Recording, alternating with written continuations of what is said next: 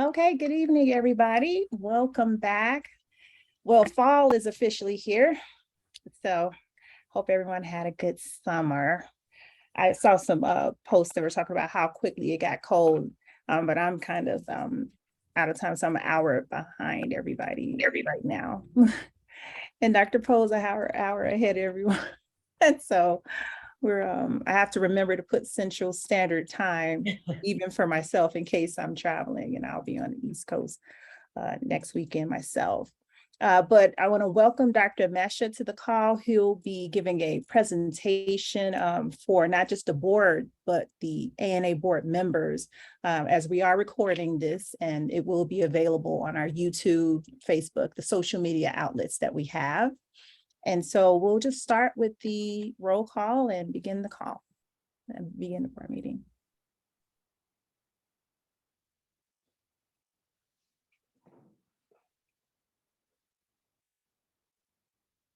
You're muted.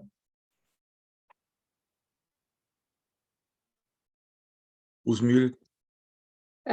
Dr. Hutchins. Where is he? See, if you do a group, you're able to see everybody. We're all here. Okay, next. Mhm. We'll tell him later. Okay, looks like something is going on with his mic.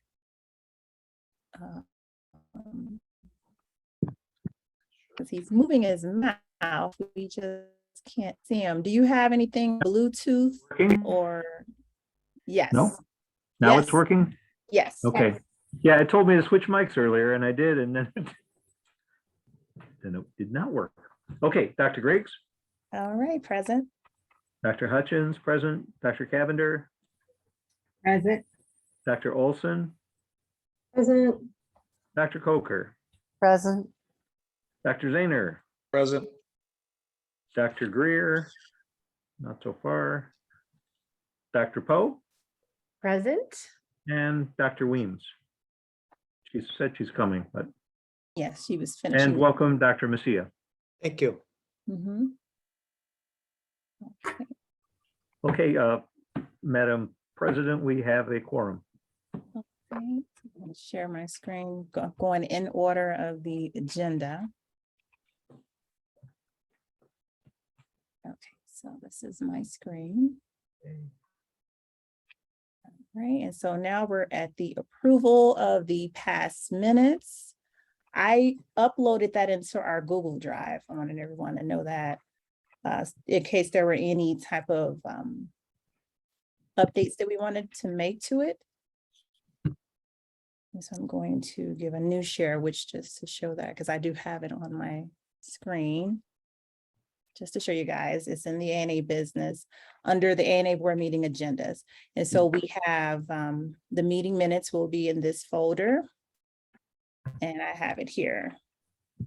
And I just made, my updates to it where you could just put a comment there, and then that way it'll be easy for Dr. Hutchins to make any type of corrections. Not too many on there, but if anyone else had any updates at this time, we can also tell them. But other than that, that's all that I have for the updates to it. That we have Dr. Poe as advisory board member, and she's the National University Medical Sciences liaison for the school in Florida.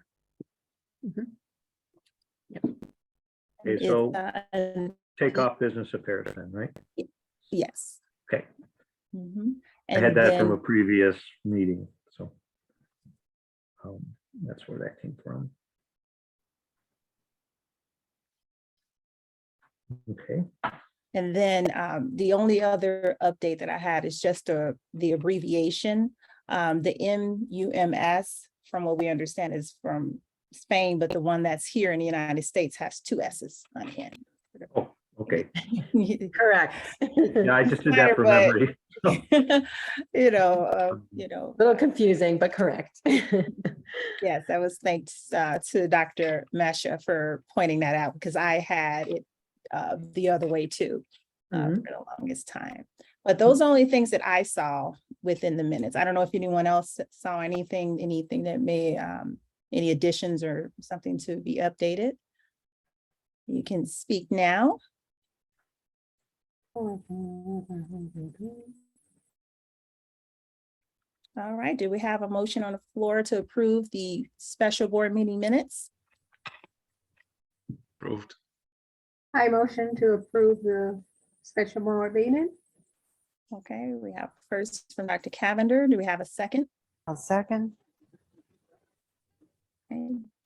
Dr. Booker, second. All right. Do we have anyone abstaining or opposing to the vote? All right, all in favor? Aye. Aye. Okay. Motion carries. We have the approval of the past minutes. All right, next will be the approval of the treasurer's report. And I just wanted to show again how we are reporting with the accounting software with the Wave apps. I know that we've transitioned. I know that Don has been working and helping with Dr. Mary, but now that Don is the treasurer, I just wanted to show briefly. I did send an email to everyone what these reports are as a PDF. They're very easy to generate as long as we are reconciling inside of the Wave apps. So I do understand that most of you all in your own businesses, you have a CPA or an accountant, someone that's usually doing this work, but we are a nonprofit and the college is also a nonprofit. And then even my own corporation is nonprofit. So I'm all in the nonprofit sector as far as how we have to do reporting and of all funds coming in for whatever reason. And even though the NA gets most of its funds from memberships and events, we still have to itemize out how that's coming. Because if any one person is giving in excess of $250 in a single transaction, we have to send a letter to them, something that they will be able to utilize as a write-off for their end of the year taxes. So that's why it's going to be equally important to make sure that those deposits, whenever we're transferring money from PayPal into the bank account, that when the Wave app sees that transfer, that we're itemizing that to show, because some of those are going to be new members or renewal members, and we won't have a membership report to give if we don't report who's paying money when they do purchase a membership or purchase to attend an event.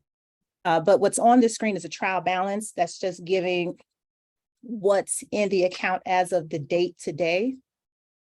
So that's what what the trial balance is for today. The next one, that was the meeting minutes, so it should have been over there. Okay. And so this is for the quarter, June 1st to August 31st. So we could always do things up to date, but we want to remember that we're reporting for the quarter that just passed.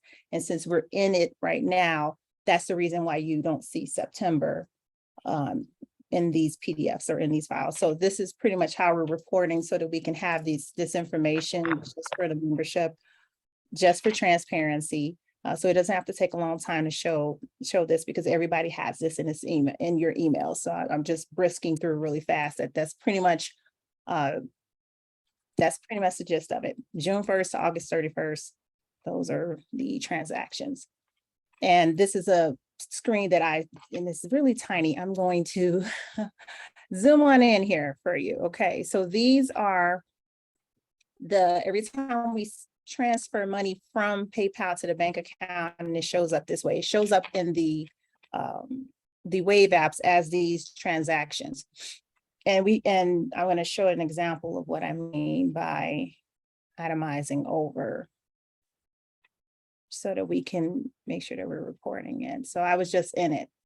So we see these same things. They're in green. This is the accounting software that we're using. This is how we're able to generate reports so quickly.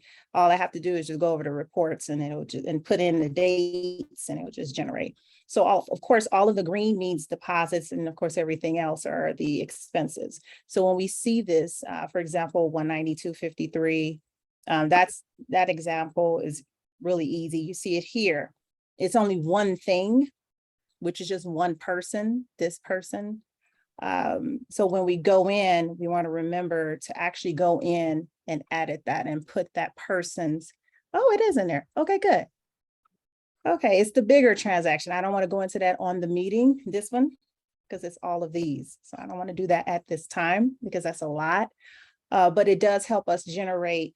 So what we have to do with that information next is send it to Mary. So when we get that person and they're paying for membership or renewal, then we have to now translate that over to Mary for her record keeping of who those people are. And again, you still have a sign off for this too, Mary, so you're still able to see. But we would split it up as far as membership, which is a category for us too. So I just wanted to go over there really quickly to remember to do that so that we know when we have new members. We can do this within the accounting too.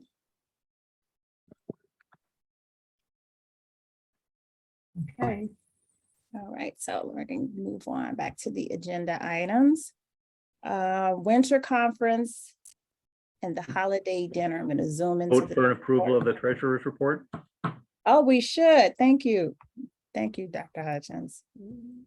I'll motion that we approve the treasurer's report.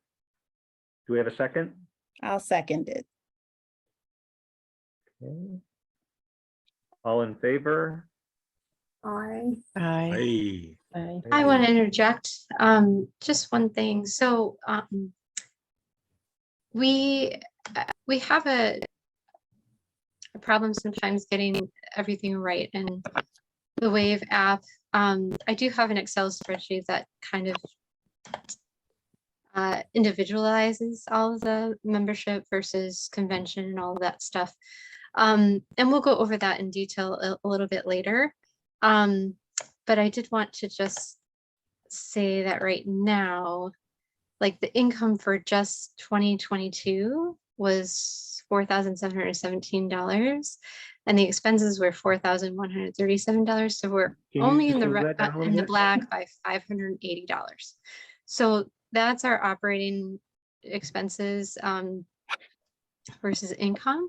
And I'll just say for those who are listening, you know, we could really use your support as members and paying your lobbyist fees and all of that stuff so we can continue to do the work that we need to do. That's all.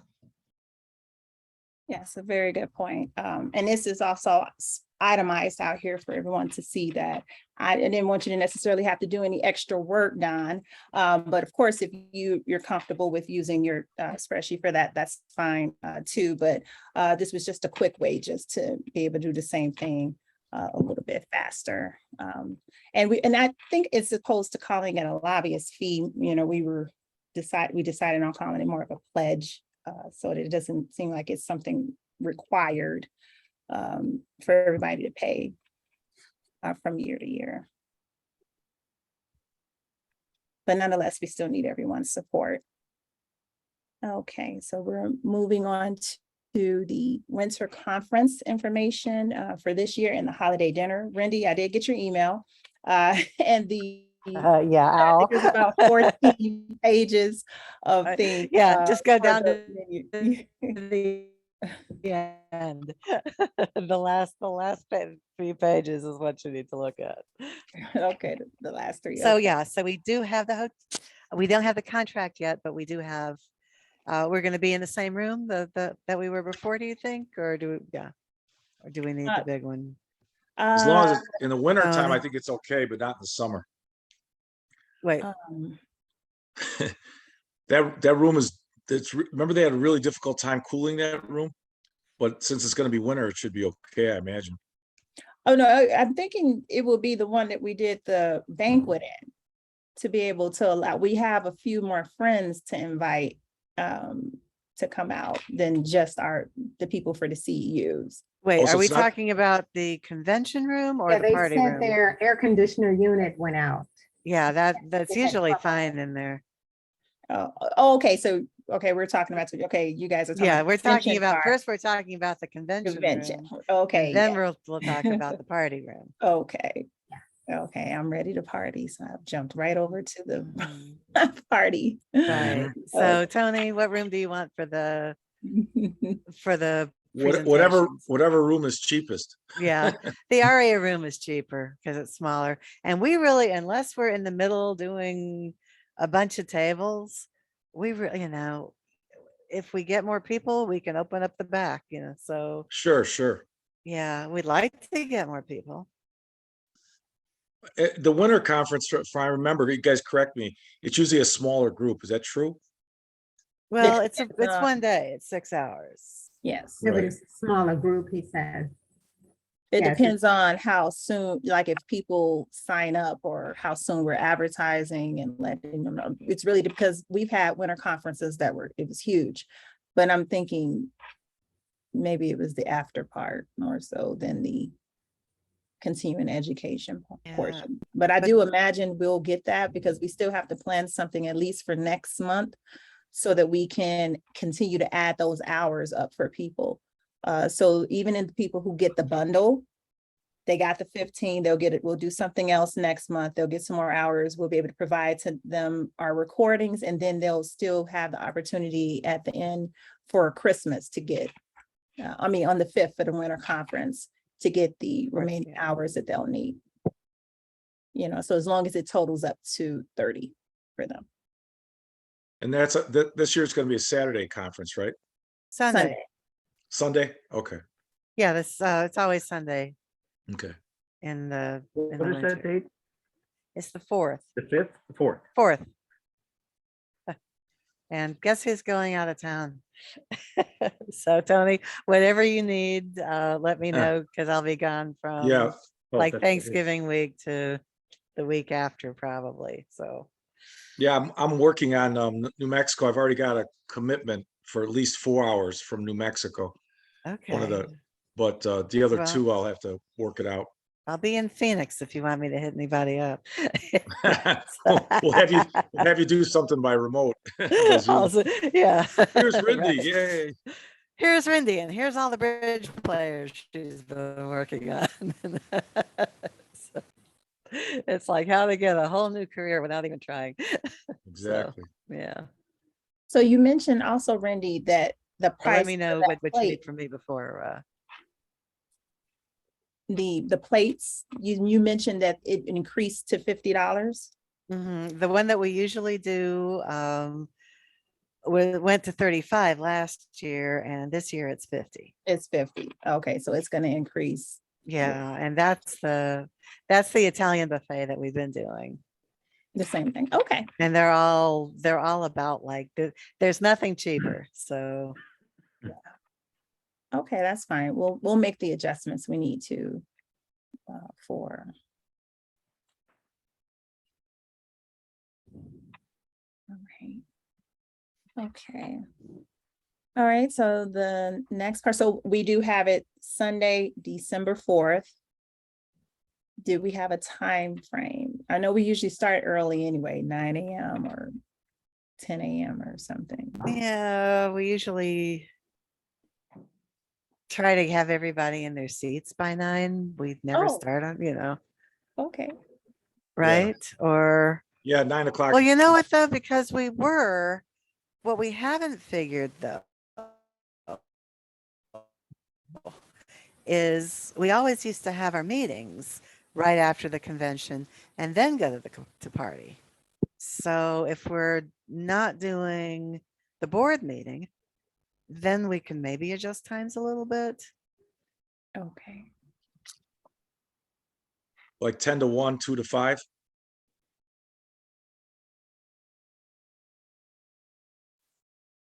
Yeah.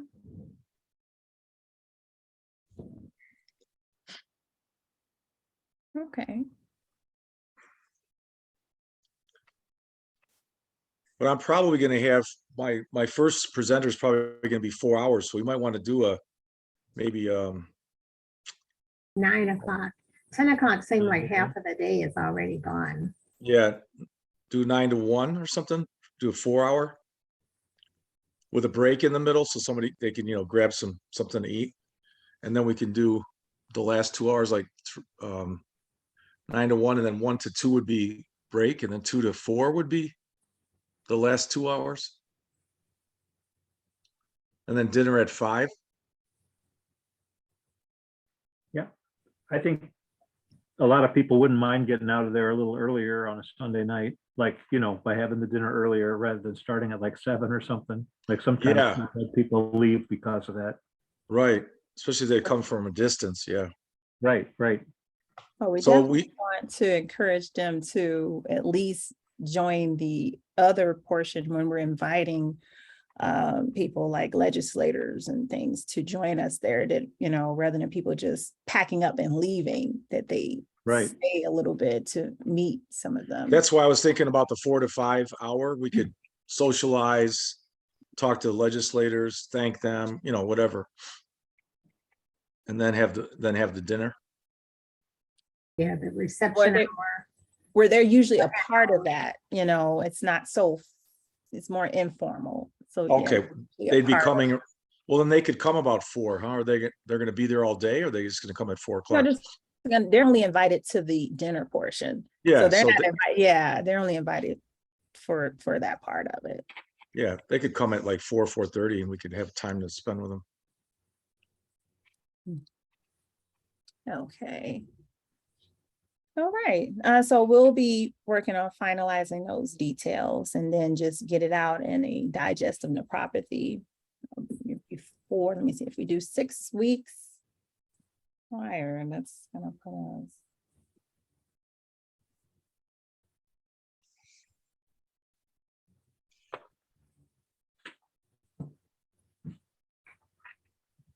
All right, so we should try to have everything finalized by mid-October so that we can send it out.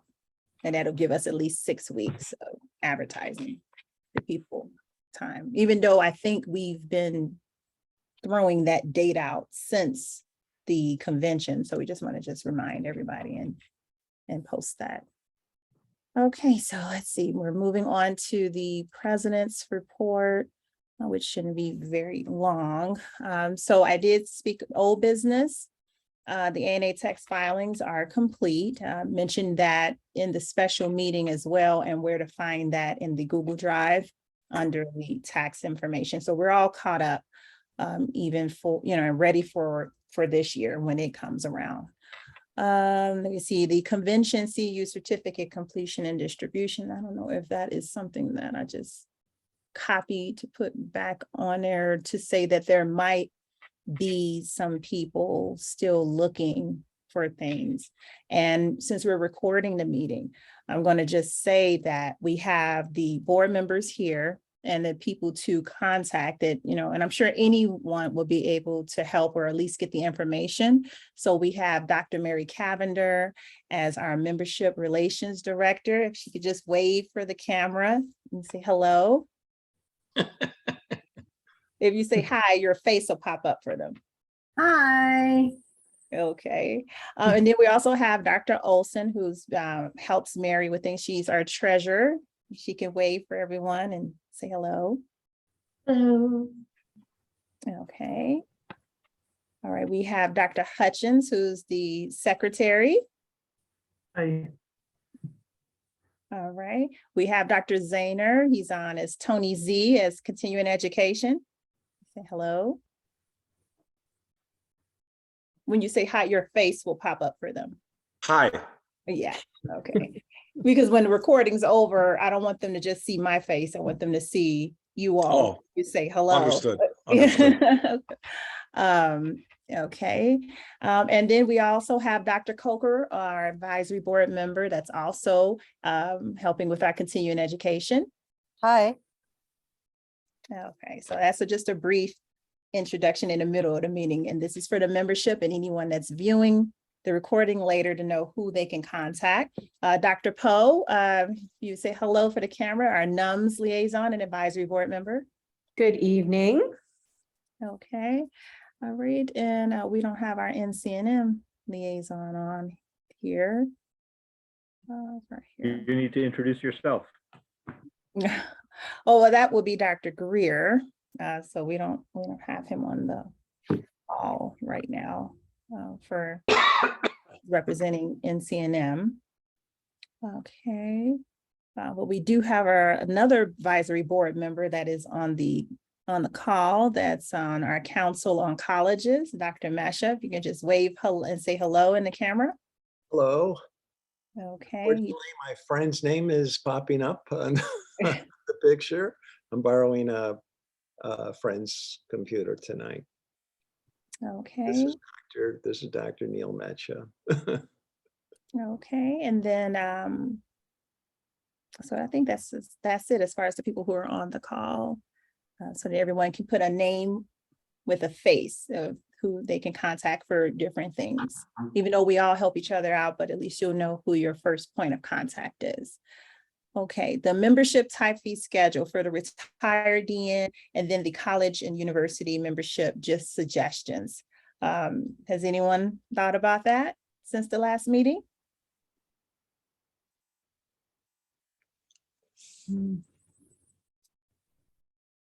Because if the licensed DN is $150 for the membership, then we'd want that retired person who's they're a naturopath, but maybe, but they didn't renew their license.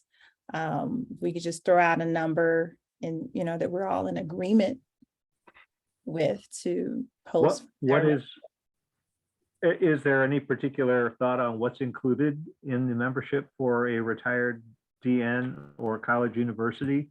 I mean, do they still get any kind of CEU credits or just the ability to just discounts on attending education events? Or, I mean, do we know how that looks? So for the retired DN, they'll definitely be able to get discounts on the events if they want to just come for the sake of coming. It's suggested that they don't have an active license, so they probably wouldn't need their certificates after the fact, but yes, they can still come, maybe even still having some voting privileges. And that's something that I've discussed and with Dr. Masha about the different membership types, but we'll get into that a little bit later. We have a presentation on that, but I did want to at least pique everybody's brain about what those costs could be for those people, and then also for the university. So with the college and university membership, they'll get the same advertising on the ANA site, recognition from the ANA, et cetera. And we have a presentation for that, when we come up for Dr. Mesher's portion to go into more detail of what that looks like and why we're suggesting it, but just for now, just trying to make a determination, making a decision on what those costs should be. Okay, so we can table it again and then come back to it, maybe some ideas or something to come out to everyone after the presentation. Okay, so when Don was saying for the lobbyist pledge, so we're moving to the next bullet point, I put it as the NPA sunset pledge to kind of give it another name other than lobbyist pledge. What they're pledging is to help us in any efforts that we need in renewing the Naturopathic Practice Act that we have abbreviated as NPA. And I don't know, tell me guys what you think of this. We did $250 for 2021. We can continue on as $250 as an annual fee, or we can say, hey, if they pay the $250, then they're paying towards the 2028 renewal year, which will be about $50 per year in between now and the next sunset. What do you all think of that? Or should it just leave it as the $250 annually? Is that the only thing we pay the lobbyists for? Their work is the renewing of the license? That's pretty much it. They, helping to renew things. If we want to change anything, any language inside of it, helping us negotiate with the State Medical Society, the connections, so that we can get it approved through DPR as well. I mean, it's not just the state reps and senators that have to vote on these things, but we also need the approval from DPR and then some sort of neutrality from the State Medical Society. So there's still a value in having the lobbyists I guess I'm a little bit unclear on the second proposal, the 250, viewing it as $50 a year for sunset 2028. Would that be then the total contribution we're asking for people between The now and 250? 2028? Right, like saying. Would that be if they- adequate funding to do it? Well, I was just putting it out there because most times when we mention these things, the first thing that comes up is what people are able to afford, the Sure. licensed naturopaths, what they're able to afford. So, I would actually err on the side of $250 annually versus that. But since we know that this is coming up in 2028, just as a way, I guess, to get that type of, to get it started, to say that we don't have to, we don't have to do that. No, I'm just curious, suggest. because 2028 is a long ways off, and we don't know what a lobbyist fee will be in 2028. That's true. I didn't know what a dozen eggs would be a year ago to now today, but I'm just curious. I would kind of hate to see us shoot ourselves in the foot by over promising or undercharging on that. Right. But would you, maybe since we do have till 2028, what about something like making a reduced fee, like we're building our war chest, we're asking for people to donate Okay. $100 a year or $150 a year from now till our next Sunset Act. Okay. And there may be some people that are flush with cash that want to go, well, do I get a discount if I pay it all up front? And that could be probably worked out too. I don't know. I'm just trying to figure that out mathematically, because we also don't know what our numbers will be, right? We don't know how many people will have left the profession and how many will have joined. You may have a better idea from the school roster, how many more we might get, but I'm sure that there's, a dozen or more people that won't be with us in 2028 that will have retired or passed away or both. Yeah, right. But certainly this is setting the stage, just setting what we will be doing moving forward. And of course, we're assuming this is just for licensed DNs, those who would still be holding a license in the state of Illinois. And I do have, and as we get further on into new business, that'll kind of answer some of the questions, or some of the comments that you made here about it. So I was just putting it out there in case, because there were some board members that mentioned, about that price of $250. I would have just left it there so that it would minimally give us, the 25,000, that we would need for, and certainly lobbying costs goes up. But, and I'm going to move into, to say that part of what we're doing as board members, and definitely as my job or the president's job, is a bit of lobbying in and of itself.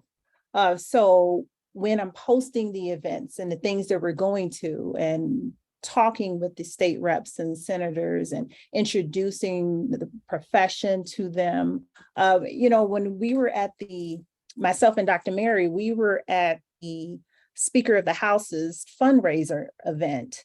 And when some of the state reps, our co-sponsor to the bill, which was State Rep Nichols, introduced us to some other state reps of, the Black Caucus, and then other leaders for titles I can't remember right now. But when he introduced us, he said, hey, do you all remember the Naturopathic Practice Act bill that came on that we all voted on? And they were like, oh yeah.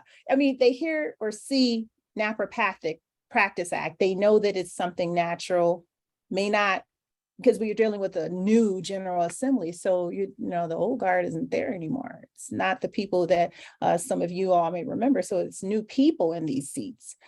So it really helped, and it was really like their eyes lit up to finally meet a group where they passed a piece or voted on a piece of legislation that was furthering their cause, and to see us there live and in color, that was, a lot of them really expressed like, wow, we very seldom see the people behind a lot of these bills that are being passed, so that was something that they were all enthusiastic about, meeting naturopaths.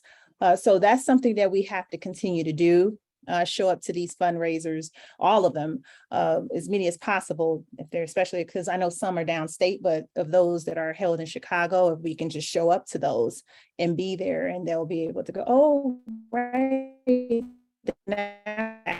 And so when any other bills, which means the next point, House Bill 4449, which is coming up, there'll be a veto session in November. So when that comes up again, having met us, and we were in a room with a lot of majority leaders, because that's the speaker. The speaker is the person that actually puts it on the table for them to begin voting. So it was really nice to meet that person. And then now they have a name, they have faces to correlate with the naturopathic profession. So when they see this and it says naturopaths, oh, that's right, we met, oh yeah, we met them, because we've been seeing them at the events. So when we get on that roster and these things are sent out, just showing up and just being in the room already infers that you're supporting them, just being at their fundraisers. So that will definitely help them remember who we are as things that we're trying to get into our Practice Act, or things that we're trying to get, whether it's insurances. Remember, it's not the lobbyist that does that. They don't make laws. It's the legislative body that makes laws, but the lobbyists may be able to open the door and connect us to a person or two to help further our cause. But if we're down there equally in spring, and I'll be in Springfield in November for that, so certainly some of this will be going in, to help, like in the future, definitely help us finance this sort of thing, so that the people, the representatives who are of our association, I should say, that are going to go to help lobby, that we're in the room and that we're a part of the things that are happening in Springfield real time, just as anybody else, the Naturopathic Association, like all of them, they're there. So we definitely want to have a strong presence. And even when I've spoken with Ted before, he spoke of some naturopaths before, I don't remember their names, but they were a husband and wife duo that used to do a lot with state reps in their day. And that's a form of lobbying. And so that answers the question of whether or not we need a lobbyist, that it's yes, especially if you're not active in Springfield, not necessarily if you are active. So if we have more of our members of ANA and our profession active in Springfield and attending these events where these lawmakers are, and showing support to them in ways, and, and even becoming their doctors, then becoming our clients, that's other ways of them remembering who we are and what we do, and seeing the value that our medicine has to the state. So I would urge us to continue to make those relationships with our own state reps and senators, and make sure that we know when their fundraising events are, so that we can be there and be in the room. Yeah, it's pretty easy to attend them locally, for the general profession. If we can start encouraging them, hey, find out who your rep is, and go to a fundraiser, meet him, shake his hand, tell him what you do. Take a picture. Take a picture. Yeah. Get the Yeah. name out there to them, the word, so get familiar with it. That helps. All of that helps. So House Bill 4449 is coming up, and that is the one for the Medicaid program, the state program. One more time, the state program. A lot of times people hear Medicaid and they're like, oh, wait a minute, Medicaid or Medicare? There are two different words. So we're talking about Medicaid. The state program will be in Springfield for November. That's something that's coming up. So, I mean, all of these events and things that has happened thus far has been really helpful to our call now. So, so we're hopeful for November, because before traveling to Washington, D.C., which are the plans next for Medicare. Lost audio. Anybody else? Yeah, so. Yeah. What happened? Your audio is going in. Audio broke up. Okay. The last part heard where we're talking about Medicaid. And then what you said Uh, after that was a blur. Yes, we're going into talking about Medicare and Washington DC versus Medicaid, and it broke up. Oh, it broke up. Okay. So just for clarity, the House bill for the state of Illinois is just for Medicaid Right. services. So yeah, just want everyone to know that. And Um, that's due for discussion or a vote in November? Vote. It was filed in January, so it's been through the same processes that our own Practice Act had to go through. And are we definitely mentioned in that bill? Oh, we are. I was We are, okay, looking I thought so, I just. for I was looking for, I had the bill here. Okay, that's interesting. Okay, never mind. Oh, it's right here in my face. Oh, Lord. It's right here. Oh, okay.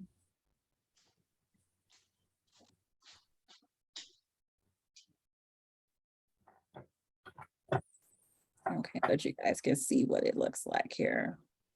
And you can see who's the chief sponsor of this bill, when it was introduced. Great. Yeah, so that's all. And then the next one.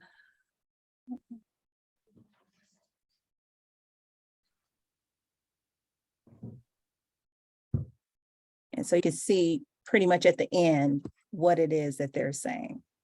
Mhm. So this is to apply any federal waiver or state plan amendment so that naturopathic services are included in there. So that's, I just took the main points of that bill. So yeah, for November. And then we go from there. Again, as the state rep was saying, it always looks best when you're at least within your own state's program before you go for the federal program, because they may ask, if we're going to Right. lobby for Medicare, they can go and ask, well, do you have Medicaid first in your state? So that's why we're going that way first. So we're like, yep, we have it. Okay. Well, welcome, Dr. Weems. I put you in as attending. Thank you, sir. Hello. Hello, everyone.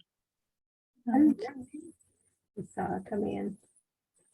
All right, and so we have the next bullet point, the promotions. That's a state resolution that we will put in. But just as a side note for us, let's start any ideas that we have for flyers or anything. Dr. Poe has some nice social media things, things to put out there, that we can. Any ideas that you got? We want to be creative with this as we're gaining more exposure to nephropathy. So November is American Nephropathy Month, and we declared it as the National Association first, but we will get the state resolution for it so that it is documented. But that doesn't mean that we can't begin any of our own promotions to promoting American Nephropathy Month, wherever we are. National Nephropathy Week being the third week, and then National Naturopath Day, November 16th. So that's coming up. So we have some time for whatever ideas that we want to do so that we can just post it all over social media and just share it so that people know that we're taking the same pride in the profession as we, next month in a few days is American Pharmacist Month. So, that's October. So that's coming up for me. So yeah, it'd be really nice to be able to do this for nephropathy in November. All right, fundraising, for the sake of time, it's the same thing, and we have seen some things, people using the Amazon Smile, but we're going to do more of that, expanding the fundraising category with what we want to do in applying for grants. So that's going to help us expand that category beyond, membership and events, because we're kind of limited in what we can do. They can donate directly to GuideStar for us. And I think that's the typo. It should say GuideStar and not Gold Star. I wonder if that was an autocorrect or something. nominating committee bylaw amendments. I mean, what time is it? We're at 8 o'clock. His presentation is about 20 minutes. Okay. All right. Do we understand what amendments that we want to make for the nominating committee? No, Okay, Don't believe I've heard the discussion. okay. I know it seems like every time we get to it, we're We take a break. we're pressed for time. We may have to make it a meeting by itself where that's all we're talking about. Right. Because every time we get here, like, oh goodness, we're pressed for time. Okay, so I'm gonna pull it up for us and then share my screen.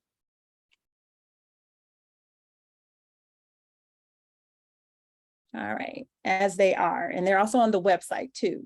We can find it under the membership tab. All right, so let's go down to the article.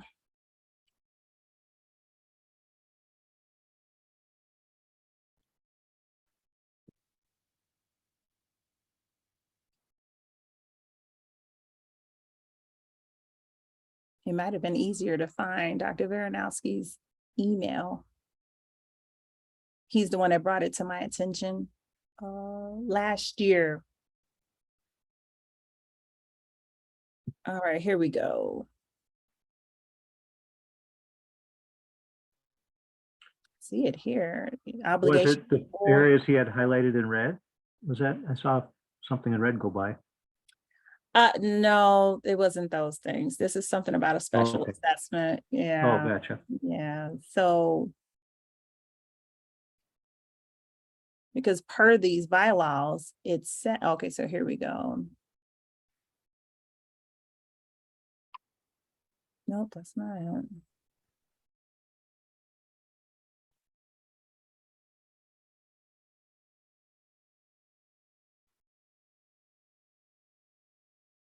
Here we go. So it looks like the nominating committee. Here we go. Okay, so I guess this is how the elections are supposed to go and also how people are brought onto the board. So it may not be that everything needs to be amended here, but when it talks about who the people are, as at least I understood from his email, is that the past president is the chair of that committee. And I'm wondering that if that person is not even serving anymore, then how are they the chair of a committee? They haven't even transitioned. Say, for example, with Dr. Coker stepping down from some of her responsibilities, still helping out. She still stayed on as an advisory board member, on continuing education. That's an example. So my question in that is then if the president's no longer the president, but doesn't have any other title or affiliation, if, we don't see Dr. Varanowski, who was a prior ANA president, or Dr. Chickwitz, who is just our previous, actively in any capacity, but per these bylaws, one or, either one of them could be the chair to that committee, right? And so that's the thing that how does that work with an active board? Because they're the ones presenting the people who are coming to the board, which means how, the people who are coming in are, they're not coming in by the encouragement of the current board. It would be someone else who's not on there. Do you guys kind of following what I'm saying? Like, how does an external entity, people who are no longer here, have the power to nominate the people who are going to sit in these seats and make decisions on what we're doing right now? That's my point. So as far as who's the nominating committee, I'm not saying that the past presidents can't be on that committee, but to chair it is a different thing.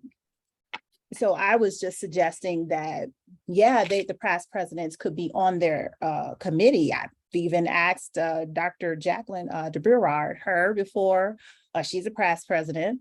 Dr. Stretch is a past president. Anyone, I think, if they're a past president, can certainly be on that board, but chairing it and deciding what applications come to us to see and evaluate as far as who board members will be.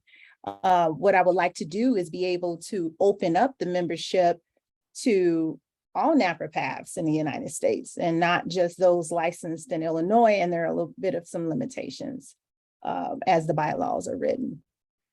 So that's the basis of it, you know. So what we'll do is make a special meeting just for that so that we can go over that and make the necessary suggestions so that we can update this document, you know, and make sure that we're also, you know, that we're, you know, because this is the governing document of the ANA, but there's just some things in conflict here that doesn't really make sense, you know. So it's going to be important for us to make these updates for future leaders. You know, I don't understand how a president is not able to peak board members for their own administration. So, you know, that's one thing. So, you know, it came up by him. It's something, you know, of course, this is a work in progress. We're not going to be able to do everything overnight. And I think we're doing a great job, even, you know, with the limited time that we have, you know, and that we're making the changes that we need to make. So I think we're all doing a great job. But I do know that these things take time and it's a process. So since someone ANA member brought it up, that was the reason why this particular bullet point has been recycled on agenda from agenda to agenda. But we definitely we do need to just make it just a separate meeting in and of itself, so that we can, you know, that way everyone can get a chance to look over and, you know, at least have some comments about it. Dr. Griggs, is it possible that somebody could rewrite it and then that could be presented at a meeting, which should save a lot of time, and then we could just add and subtract? Well, we will, but the board does still need to vote on it, and then we present it to the membership. So we have to give them, bylaws said we have to give them 14 days at least. Sure. Notice of that special meeting. And so we will do that. But I just want, you know, I wanted to ask the question, did we all understand why this is an agenda item and why it's been recycled on our agendas as something that we need to discuss and amend, because a current ANA member and former ANA president had a very detailed email about the nominating committee. So we would have to bring our attention to it. That's the reason why it's on there. But we can always make a special meeting for it so that we can amend that section. And I would like it to be more inclusive, you know, of more states inside of these bylaws. Okay, so we're going on into new business. Oh, and we don't have a date yet. I know Dr. Hutchins is taking his notes. We don't have a date yet for. Yeah, I'm looking at my calendar now. Let's see if we can throw some. Let me see. The 24th is the fourth Monday. October 24th will be the fourth Monday of the month for next month. If we want to just set that up as a tentative date, you know, at least special meeting. Special meeting for the ANA bylaw amendments. Because I figured if we're going to look at the document, not just for that one section, we might as well look and perhaps, you know.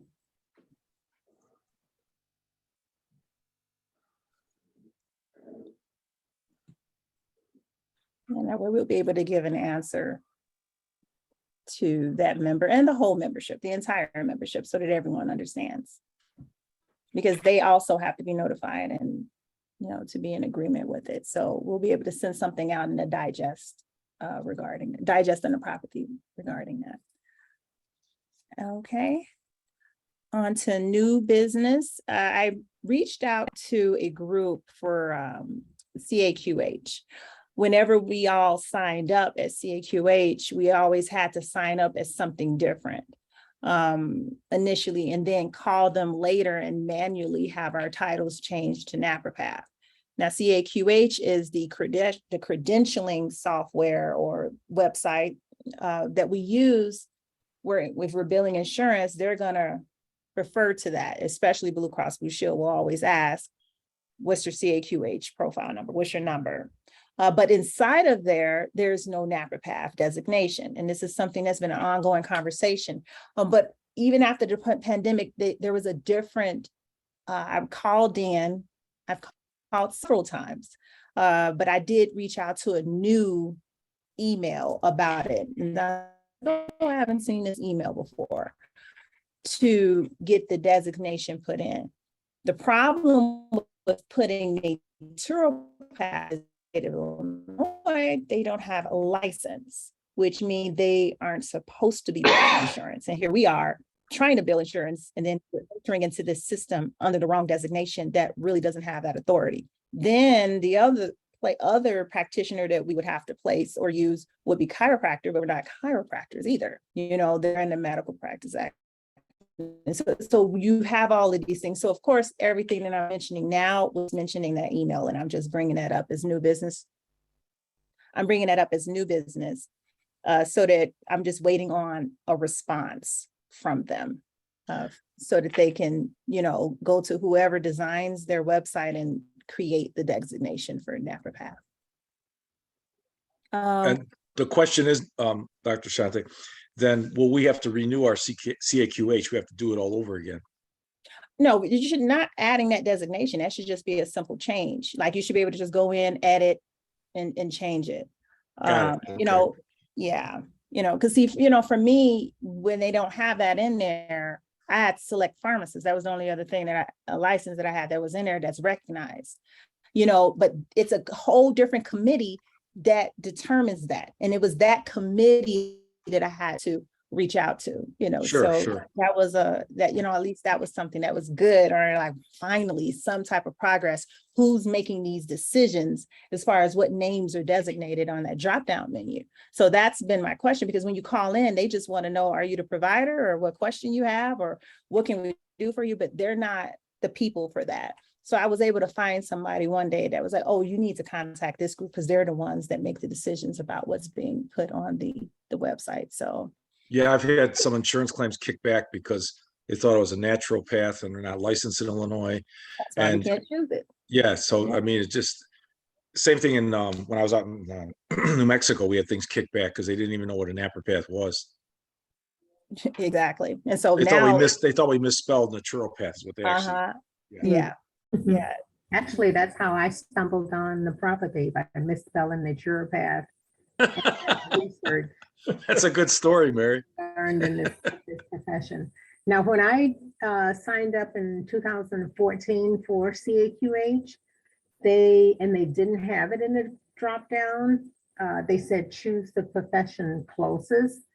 And then they had me send them an email where they were able to add NAPRPAF in there from that. But they had to do it like behind the scene. Manually, sort of. Yeah. They still didn't add it to the drop down. But now that we're on them again about it, then they should make that correction or make that addition in there.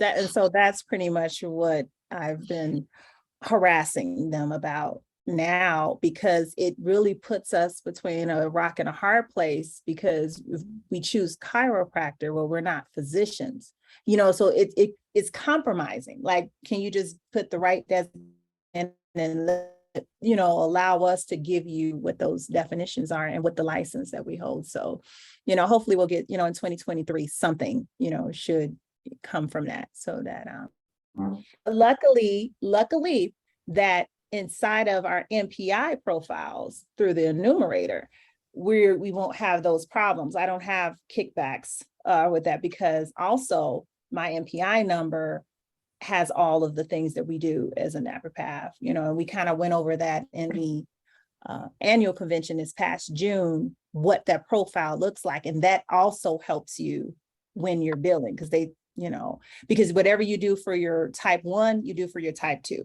So with my billing now, and I've stepped back into treating and billing. And so as I find problems with our applications, I go on and send an email from the ANA. So every time I run into a roadblock, I send an email. So I'll get all of those emails together, and as I get responses in, I haven't gotten any responses yet. Because again, I just started within the Emails about what? I'm not understanding what you're saying emails about. So every time there's a roadblock, most of you have already been practicing. I haven't been practicing since I stopped in 2015. So I just started renewing and getting in network with things. And so all the applications are different. The process is different versus those of you that have been grandfathered in. I'm not grandfathered in. I have to start from the beginning. And so every time I run into a wall, what I would do is send an email to that group. For example, it was the CAQH people. Since I had to update my profile, I ran into a wall. So I had to contact this new group that does this. It's not info@caqh.org. They have no info for us. So it's another group that determines the doctors who are going to be in that drop-down menu. And since I'm trying to update myself, I sent the email from the ANA like, hey, we need this designation. Since it's a new group making that decision, I think it's just a matter of them being aware that we exist. The second thing that I ran into a block was when I was trying to get in network with Aetna. And I didn't see naturopath as a designation. I couldn't choose it. So the only assumption that I can make is that even though I'm going to be processing claims from that, they're going to probably consider me a provider. And what I'm doing now for them is sending them another email from the ANA, like, hey, we will need this designation.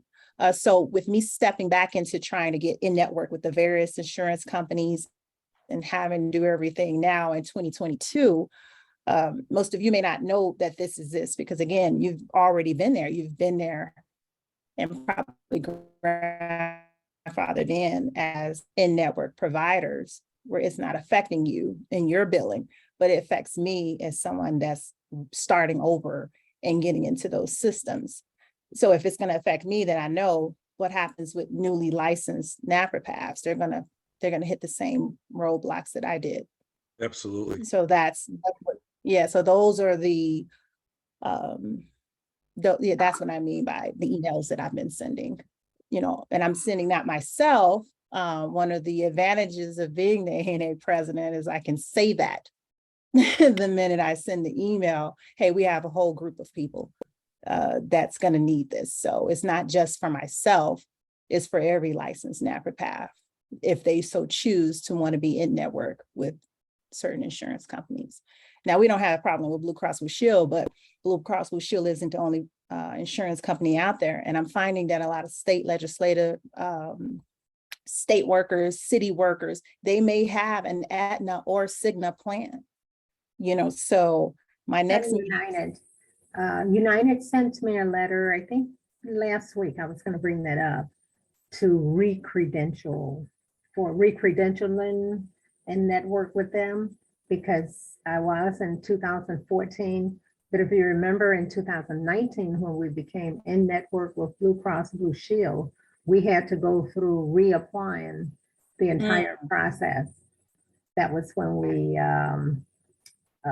not Teresa, the senator that helped get us in network. Oh, Iris Martinez. Yes, Iris Martinez. Martinez. That's right. Yes. So we had to go through that whole process as if we hadn't done it the first time.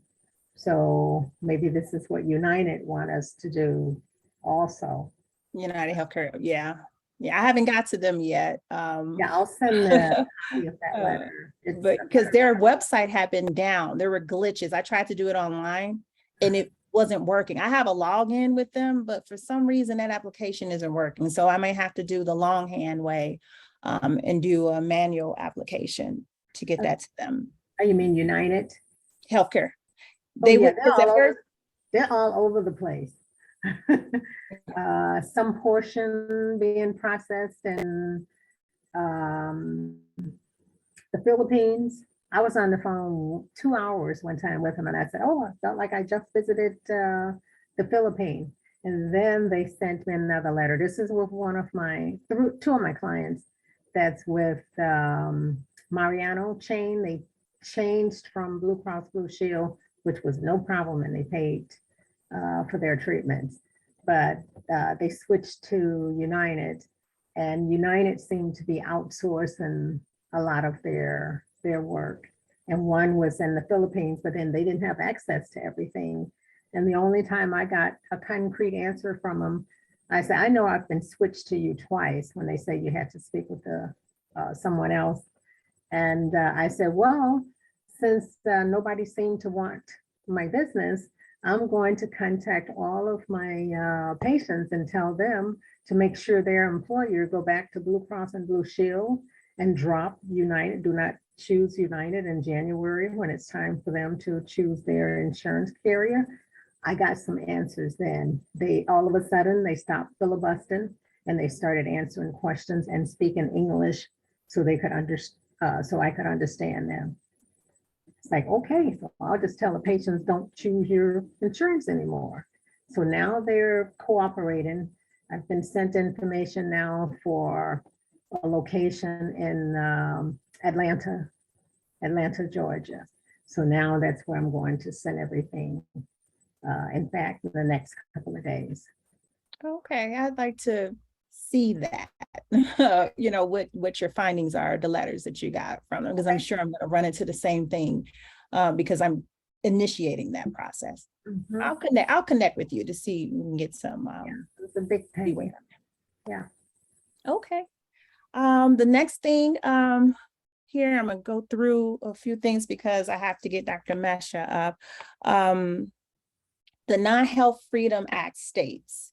This is going to be the next thing, and I put that bullet point there just as an introductory because we're really diving into that. Dr. Mesha has been very helpful in obtaining the information that we need. Currently, there's about 9 states.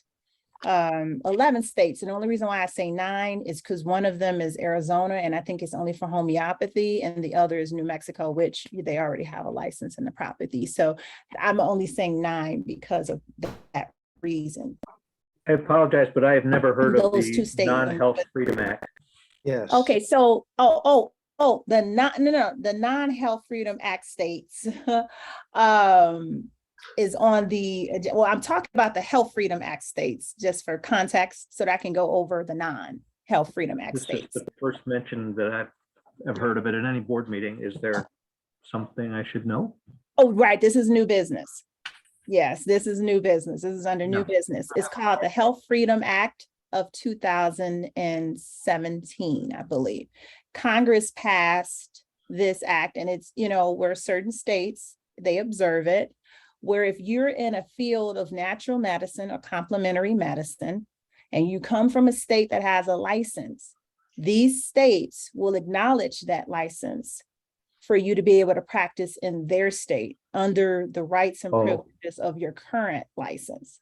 So there are 11 states. I don't have that information right now. We're still doing research. That's why it's just an introductory point. So we have 11 states, but there's only really 9 of them that really can apply to us with the ANA. And that is because of the 2 states, one being Arizona, which only recognizes homeopathy. So we wouldn't be able to utilize the Health Freedom Act there. And then the other state is New Mexico, and they have their license already. So we don't need that for New Mexico because they're already licensed in New Mexico. But there are 9 other states that recognize the Health Freedom Act. And what we've been doing with that and recruiting efforts is targeting those states. More details for that will be under the school board meeting, because as we're peaking prospective students out of those states, we're bringing them into NCM as the hub so that they're able to get their education from us and get licensed in the state of Illinois and still go back to whatever state they're at that recognizes the Health Freedom Act. So that's, one of the newer recruiting efforts that the college is taking to be more of a national hub of students, no matter where they're from. So now we're talking about the non-Health Freedom Act states. Okay, so this is the ANA's business part, right? There are states, oh, I'm sorry. So one more thing I wanted to add, we have 15 states that have pending legislation to enter into this act. So we got 11 definitely already. Only 9 of them that we could really use at the moment, but we have another 15 that are under pending legislation to join this act. So that's what, 24 states, that's nearly half the country. You know, so you see where I'm going with this, that's nearly half the country that we will be able to expand the propathy from, to expand the propathy into where we're from. We don't have to move necessarily to do that. We're just going to target those 24 states to enroll the students from those 24 states into our college, get them licensed in Illinois, which is going to also increase Illinois numbers, but then let them go back to wherever they are in that Health Freedom Act state and practice naprapathy there under their Illinois license. Until, of course, enough numbers go up in years where they'll be able to lobby to get their own practice back sometime. But in the meantime, in the interim, this allows for us to get more widespread recognition now a lot faster with that act in place. So that's just the introductory to it. So back to the non-Health Freedom Act states. These are the states that don't recognize it. They don't have any pending legislation. They don't recognize it. I don't have the list yet of all of them because that's part of the research that Dr. Messer and I that we've been working on at the college. And so what we want to do for those states, because we still have in some of the college fairs that I've done, I have a population of people that may be in one of those non-Health Freedoms Act states. And I believe, Dr. Poe, your state is a non. It's not in there, right? But There is a bill that was proposed, I believe it was January of 2021. Okay, so you may be one of the pending states then. Okay. Correct. Okay. All right. I don't have that full list yet. And that's more for the I may have more of that information for the school board meeting. But that's the point of it, was this is a way for the ANA to expand the propathy throughout the 50 states. Being able to utilize this Health Freedom Act to our advantage in getting students into the field and then being able to practice naprapathy where they are. And so now we're not worried about that other bill and things like that, because there's something out here already that we're able to do. So for those non-health states that don't have any pending legislation, I had a meeting with Dr. Pergel, and one of the things that we discussed with those states is that the ANA can be a recognizing body for those states, meaning we can have a national boards where we're able to recognize those people if they go through our college or one of our approved sites, because one of the things that we have talked about is aligning his naturopathic education with that of NCNM, so that if the people going through his have almost an identical program, then now they'll be able to take the national boards exam. And it's pretty much what the acupuncturists do. And Tony, maybe you would be able to co-sign to that they have a national boards exam, giving that the rights and the time to be able to do acupuncture throughout the country. Is that correct? Yeah, right. We have a national exam, except for California. They have a separate exam. Yeah, you're right. Dr. Misha did tell me, he said everywhere except for California. He did tell me that. Yes. So now we're not recreating the wheel. We're not recreating the wheel. We're doing it as the acupuncturists are doing for them. The ANA will be able to do it for those states that does not recognize the Health Freedom Act. So I hope that helps to guide everybody as to how we're getting the propathy in all 50 states. Mm-hmm. So that's an introductory to what we've been working on for expansion as the national. And it also applies to international, recognizing international schools. That's part of the conversation as well. So we just a second.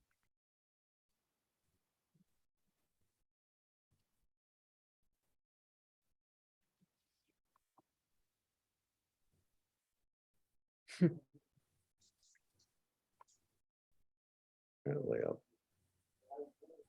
lost.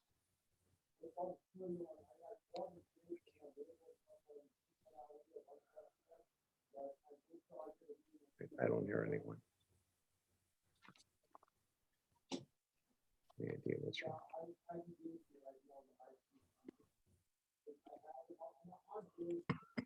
We don't hear anything either, Dr. Mesha. Oh, very good. Right, I'm not the only one. Thank you. Okay, you're back, Dr. Messer. Great. I'm getting ready to segue you in for your PowerPoint now. I'm finishing up my part of the agenda. Okay. Was there an annual budget proposal discussion? Annual, That was we were finishing up the national boards, right? That was the last thing I said? Yes, Okay, we talked about that, and then there was annual budget proposal was the next that's the item. next bullet. Yeah, the next bullet point. Let's table it. Okay, Let's table it to give Dr. Messer time for his part. He's the counsel on colleges. All right. Okay. I'm gonna stop my screen share. And then we're gonna put up your PowerPoint, Dr. Mesha. I have Okay. it on my computer. So all of this is gonna make sense. Some of the things I mentioned in prior, when you guys see his presentation, which is really great.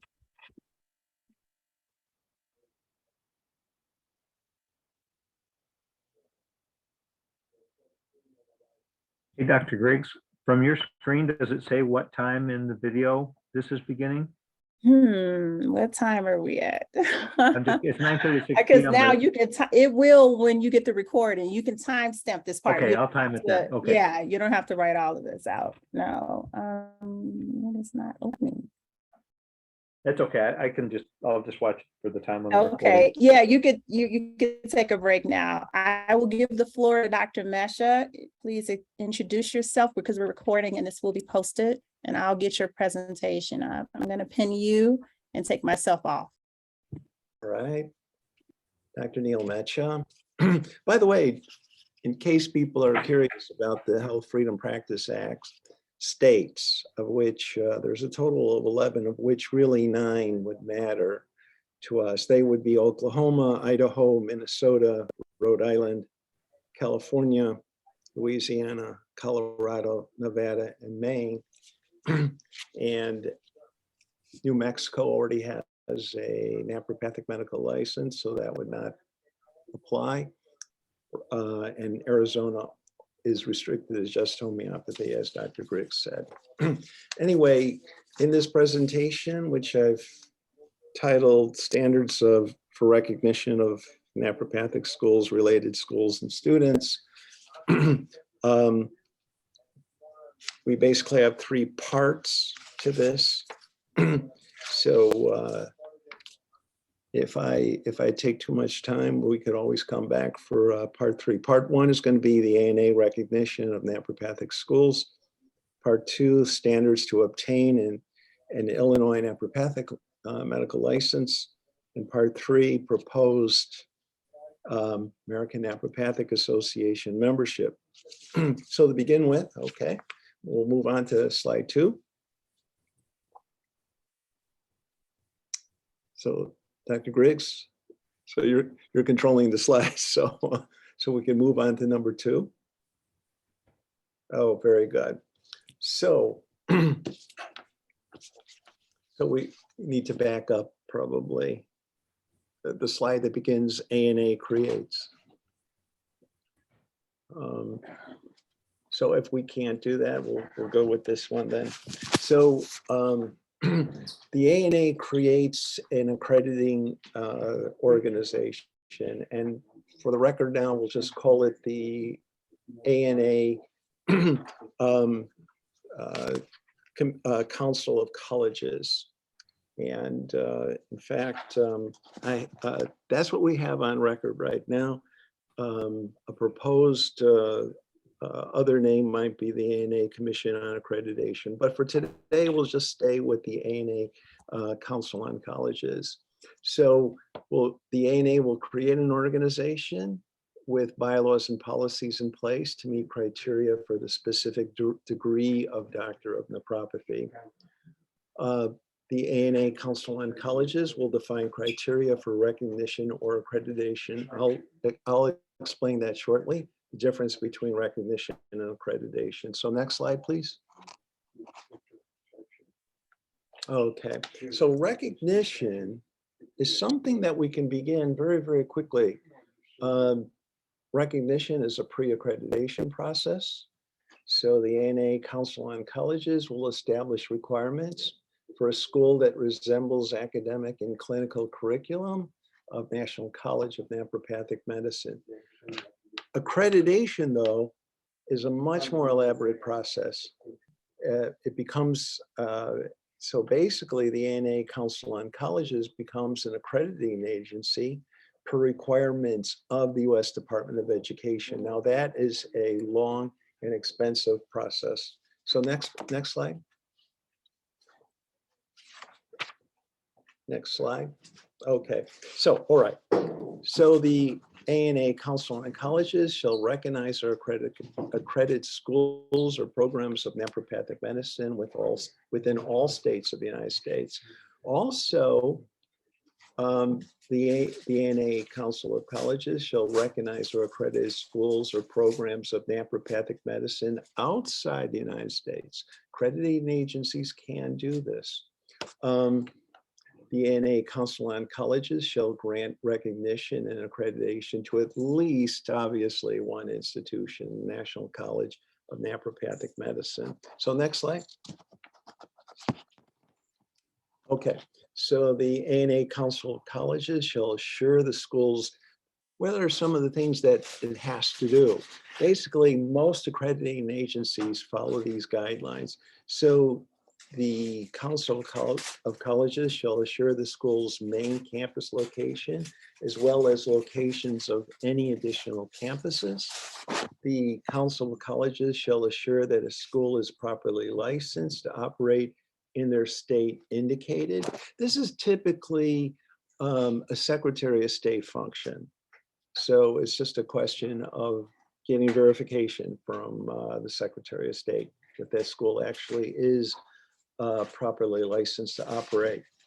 And also the ANA Council of Colleges shall assure that a school is financially sound. This could be as simple as requesting a copy of basically a financial statement. So anyway, next slide. Okay, so the ANA Council of Colleges shall assure that the school is free of association with activity that may damage the reputation of the ANA or the ANA Council of Colleges. The school agrees that its owners, officers, managers may be subject to a background check by the Council of Colleges. Next slide, please. So the ANA Council of Colleges shall assure the school is enrolling students with its indicated curriculum for at least 2 consecutive years. This is not something I just created out of the blue.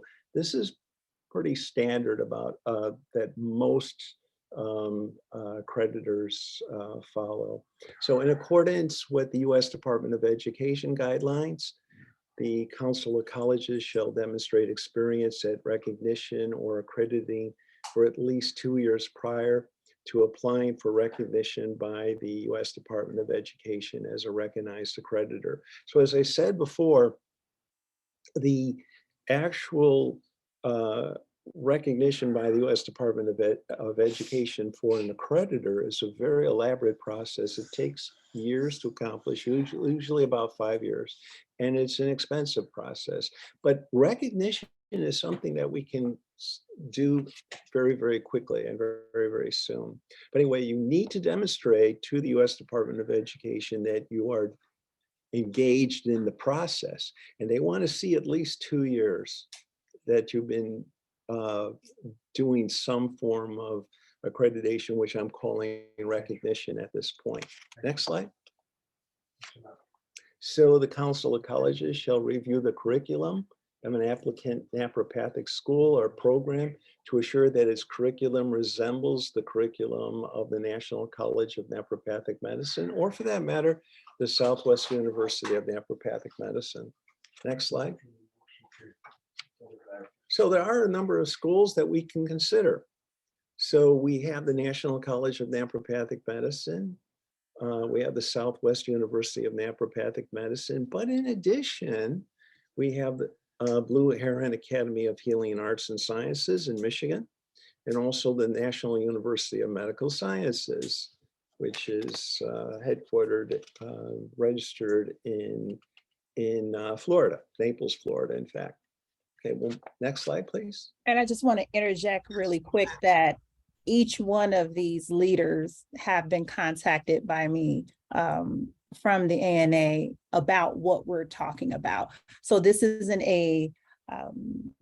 we're thinking to do this. They have already gotten on board. The only disclaimer I would just say as far as SU and M, it will be more just, they're already accredited. However, the other institutions, would be able to gain the recognition through what we're talking about here. So it's just a point of clarity so that it's not suggested that we're saying that we're going to do this to SU and M, because of course we would need the consent of the person there, but this is just for educational purposes, the research that we've done. So I just wanted to put that disclaimer out there. But as far as the Blue Heron Academy with Dr. Lawton, that I have gotten a favorable reaction for this proposal, and Dr. Sean Pergel for National University Medical Sciences, I've gotten positive feedback for these proposals that we're saying. Yes, so a number in this audience right now may not realize that Blue Heron Academy actually does award the DN degree to some of their students. So just reviewing some of the schools in the United States. So us, the National College of Naturopathic Medicine, this is self-evident. We all know this. Has been established in 1908 in the state of Illinois. And graduates of this school for years are allowed to take an Illinois licensing exam for a license. The Southwest University is located in Santa Fe, New Mexico, established in 2011, awards the DN degree, accredited in 2021 by the DEAC, so a national accreditor.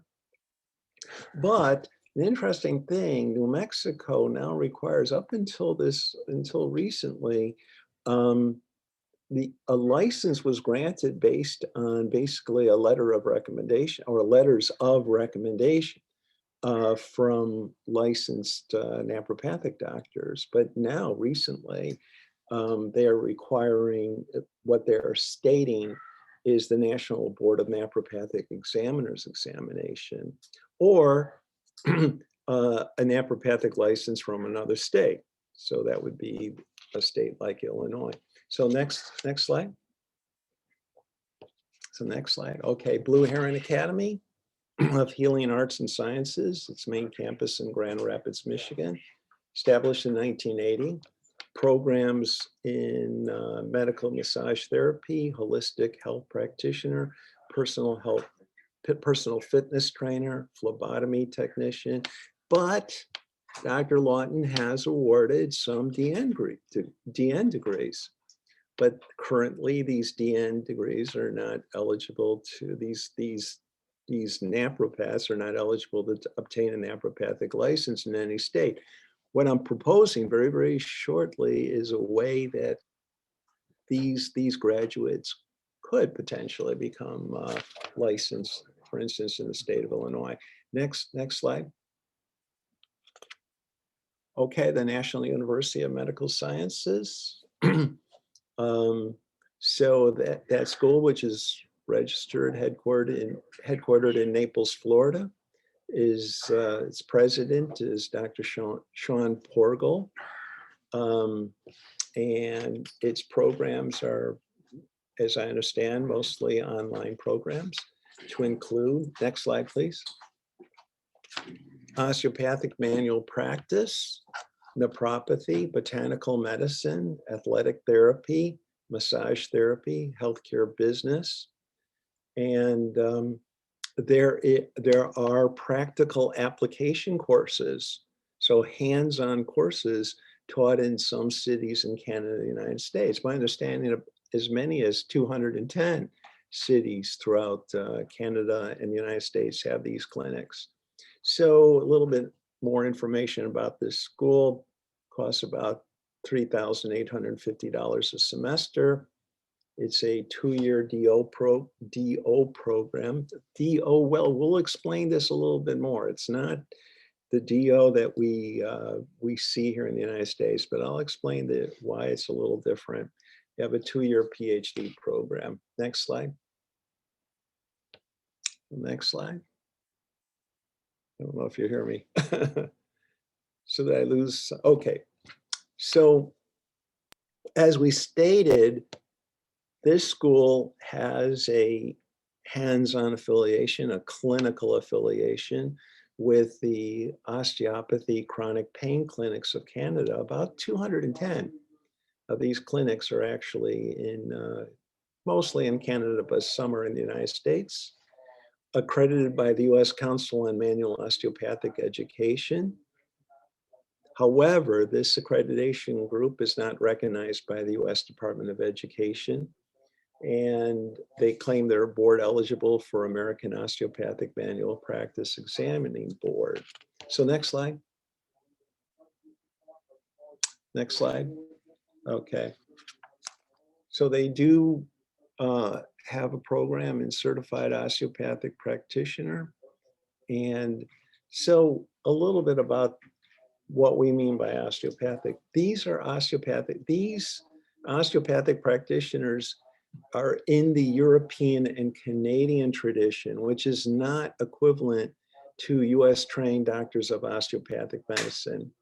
Therefore, unable to perform surgery or prescribe medication. So only osteopathic medicine from the United States, our osteopathic medical schools basically allow a DO to practice very much like a medical doctor, but that is not the case in other countries, to include Canada or Europe. So next slide. Next slide. Okay. We have some foreign naturopathic schools. So the Scandinavian College of Naturopathic Manual Medicine in Sweden. We have 2 programs, really, it's the same school though, 2 programs in Finland, the Southeastern Finland University of Applied Sciences, and something referred to as the XAMK Open Universities of Applied Sciences, but that's located at the same location. I'll explain that a little bit more. Next slide. So, okay. So the Scandinavian College of Naturopathic Manual Medicine, located in Stockholm, Sweden, founded in 1972, is a private college under government supervision, located on the campus of Stockholm University, license offered in Sweden since 1994. Next slide. Our next slide. Okay, so the university in Finland. So it's the same location, but they have these programs, which I'll briefly explain. The basic program at the Southeastern Finland University of Applied Sciences is a DN program. So the school is located in Kotka, Finland. Their additional program, the XAMK Open University of Applied Sciences, what you end up there earning is a post-DN program. It's a master of naturopathy. And as I stated, this open university program with these additional programs, like the master's degree, is part of a Southeastern Finland University of Applied Sciences. So next slide. Okay, so we have other foreign based naturopathic schools. So we have the National University of Medical Sciences. This abbreviation is the NUMS. It's headquartered actually in Madrid, Spain. And this is an affiliated school. This is a sister college of this school in the United States, located in Florida. So we have two different abbreviations, but the president is the same, Dr. Sean Porgal. And the NUMS school is registered in Madrid, Spain. Next slide. Oh, next slide. Okay. So again, it appears to be mostly online programs. However, there more than likely is the hands-on component, just like the American school. And what the programs are about are osteopathic manual practice, nephropathy, massage therapy, and other programs. Okay, next slide. Or next slide. Okay. So what we're saying is that our registration group, our accreditor, and the college itself, National College of Naturopathic Medicine, can assist graduates of non-naturopathic but related schools such as naturopathic and traditional osteopathic programs, since none of these graduates have a license to practice in Illinois. Now, what I'm saying is to keep in mind, traditional osteopathic programs are not the same as osteopathic medical schools in the United States. So we're talking about traditional osteopathic medicine as taught in Canada for the most part. Okay, next slide. Okay, so some of these schools, just to give you an idea what these schools are. This school in particular, the National Academy of Osteopathy, located in Toronto, Canada. Again, Dr. Sean Porgal is the president of that school. It's a diploma program. All osteopathic programs in Canada do not lead to a doctoral degree. They lead to a diploma. This school happens to be the largest osteopathic program in Canada. Next slide. Next slide. Okay. So this program is the shortest program of the examples that I'm going to give you. We can still work with even a school like this, even though it's the shortest program, but students with a high school diploma is what they're looking for in terms of requirement. And if they have that, it's a 1 year full-time program or 2 years part-time. Students with a healthcare degree, whether they have the MD degree or a DO like the American DO or physical therapy or massage therapy, it can actually 6 months full-time or a 1 year part-time. But anyway, even though this doesn't look like much, I listed this school as just a point of comparison. This is the biggest program in Canada, but it's the shortest. It's just there for our consideration. Let's look at the other programs, which are much longer and more substantial. So next slide. So the Canadian Academy of Osteopathy, located in Hamilton, Ontario.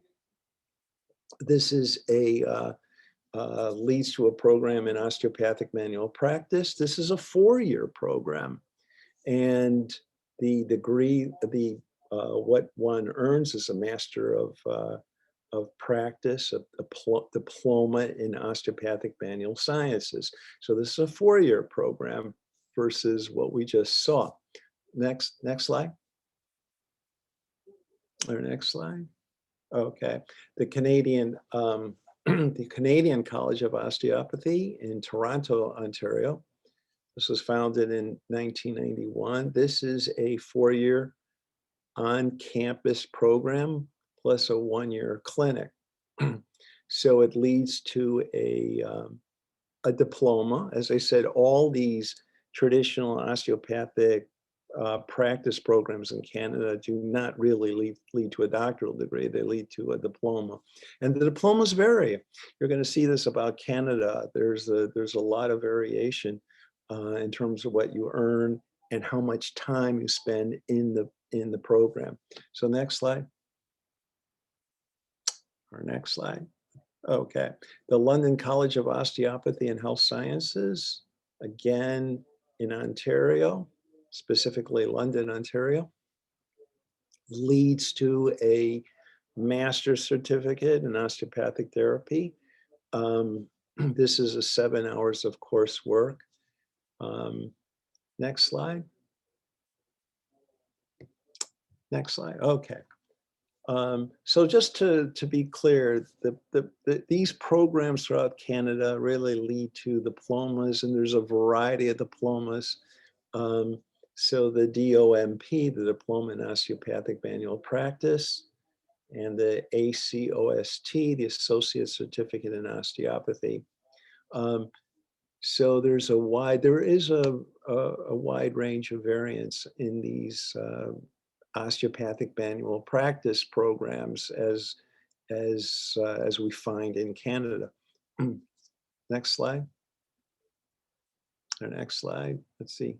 Okay, so to be clear, the terms in Canada, the terms Doctor of Osteopathy, or even the initials DO and the word osteopath are actually protected terms by the Canadian College of Physicians and Surgeons for exclusive use by only those trained at American osteopathic medical schools. So the confusion is there are many so-called osteopaths in Canada, but most of them are this category of diploma trained osteopathic manual practitioners, and not equivalent to the osteopathic doctors that we train here in the United States. So next slide. Next slide. Okay, so those trained at Canadian schools are osteopathic manual practitioners and have a diploma and not a doctoral degree. The diploma does not allow them to be called doctor even in Canada, unless they already are an MD or an American trained DO or a PhD. DOs in Canada are trained in the United States. Actual DOs, as recognized by their medical association, are trained in the United States, and there's not many of them. So next slide. Our next slide. So doctors of osteopathy in Canada are registered with the College of Physicians and Surgeons per province. And in the whole country of Canada, there's only about 30, maybe a little bit more than 30 DOs in all of Canada that would meet the standards of an American DO. So the problem with the other osteopathic practitioners in Canada, we already saw a little bit of hint that their amount of training varies, and there's no real standardized training for osteopathic manual practitioners. But I think that we can work with some of them. However, osteopathic manual practitioners in Canada conform to the standards set by the World Health Organization. Now that's a plus. Also, membership into the Ontario Association of Osteopathic Manual Practitioners requires passing an entrance examination. So this does assure some level of competence for the osteopathic manual practitioners who are not on par with the DOs that are similar to what we find in the United States. So next slide. Okay, so what we're suggesting here is that National College of Naturopathic Medicine can assist graduates of other naturopathic programs. So actually a combined effort of the ANA and National College of Naturopathic Medicine specifically, assisting other naturopathic programs such as the National University of Medical Sciences, as we said, located in Naples, Florida, or Blue Heron Academy in Michigan to obtain an Illinois naturopathic license. Graduates of National University of Medical Sciences or Blue Heron Academy would be admitted to National College of Naturopathic Medicine as advanced students. This is the suggestion. So we could take these graduates and admit them as an advanced student. National College of Naturopathic Medicine can also assist graduates of related programs, such as what we just reviewed, the osteopathic manual medicine programs as found in Canada, or even naturopathic programs. You have naturopathic programs throughout the United States where that naturopathic doctor may want to practice in a state like Illinois. Right now, the state of Illinois does not allow for a license in naturopathic medicine. Next slide. Okay, so what are we trying to do? What must we do then? So we need to have some standards to, if we're going to admit these kind of students. So we need to review their program's curriculum. So National College of Naturopathic Medicine will require that missing or inadequate courses be made up at National College of Naturopathic Medicine. But these students will then be eligible to take the National College of Naturopathic Medicine's comprehensive clinical entrance exam, formerly known as the National Board of Naturopathic Examiners examination. So next slide. Okay, so internship requirements. So we just stated that we'll have to look at their curriculums, these graduates, and well, they'll have to make up courses that they're missing. But then there's an internship requirement. So that's not going to be taken away at all. So as required by the state of Illinois, can be completed in residence at the National College of Naturopathic Medicine's clinic in Chicago, or another recommendation that the National College of Naturopathic Medicine establish satellite clinics. So an approved National College of Naturopathic Medicine satellite clinic conforms in standards that shall be set by National College of Naturopathic Medicine and need not be restricted to a location in Illinois. So we already introduced the idea of the National University of Medical Sciences having clinics, 200.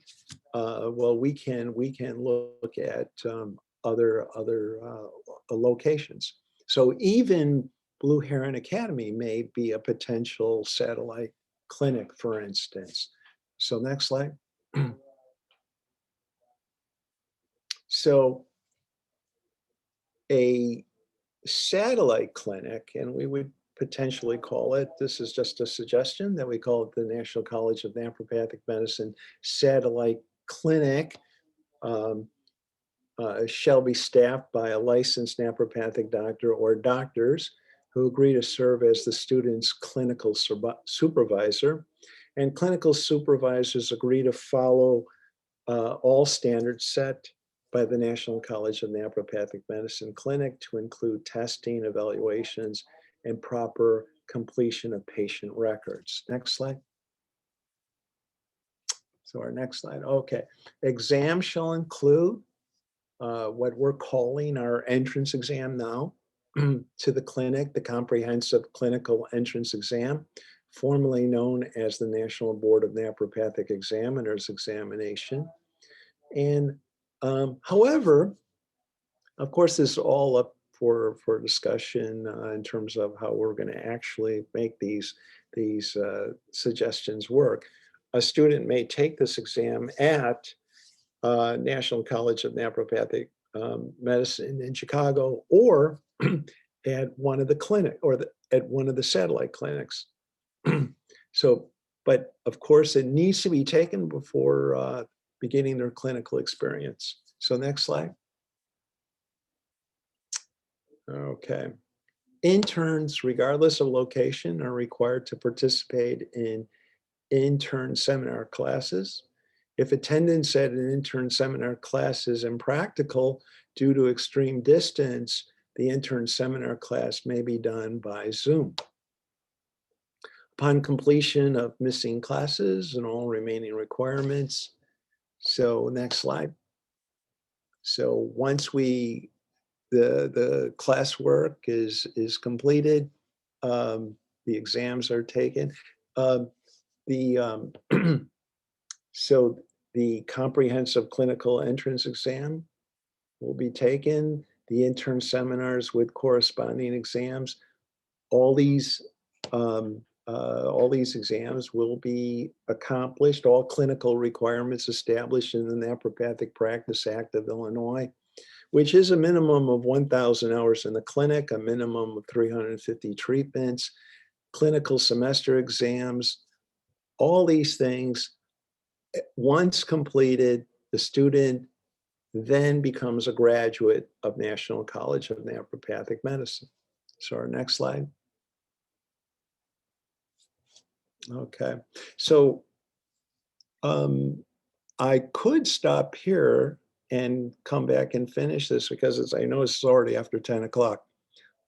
These are proposed memberships to the American Naturopathic Association. Do you wish for me to stop here or and Well, continue? only just to explain the institutional membership. I touched on it, but just to give a little bit more context, what we were suggesting for the things that you just talked about in the prior slide. So we're just putting it together now.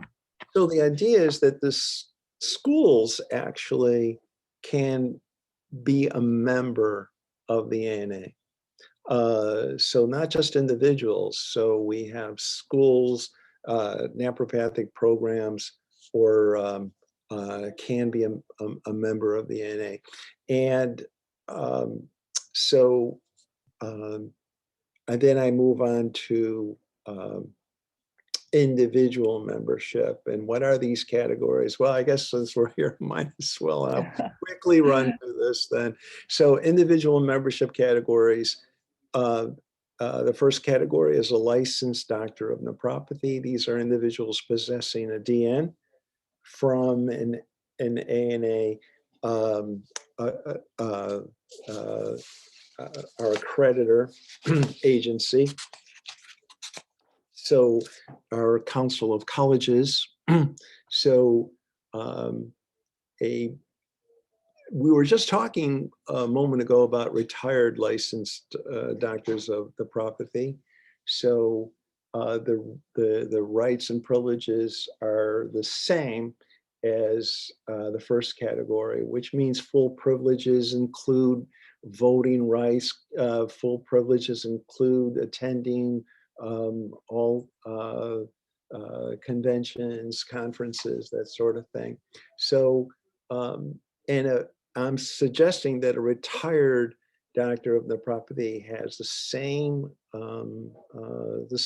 privileges, including voting rights. And what we were talking about a moment ago, should they be paying less? My recommendation is yes, they should be paying less. And by the way, when they come to a conference, they should be able to have a certificate. Not that they need to renew their license. Their status is retired with the state of Illinois, but still, I mean, they still should be able to show that they came to a conference. Okay, are we stopping there? I did want to, stop that part of it. I'm trying to reset the way that this view is on here. But yeah, I did want that presentation to be shown as we are deciding what those fees and, as we're deciding what that looks like. So it really helps. I hope that the presentation helps to put things into context. that were on the agenda as far as what we're proposing and how we're expanding.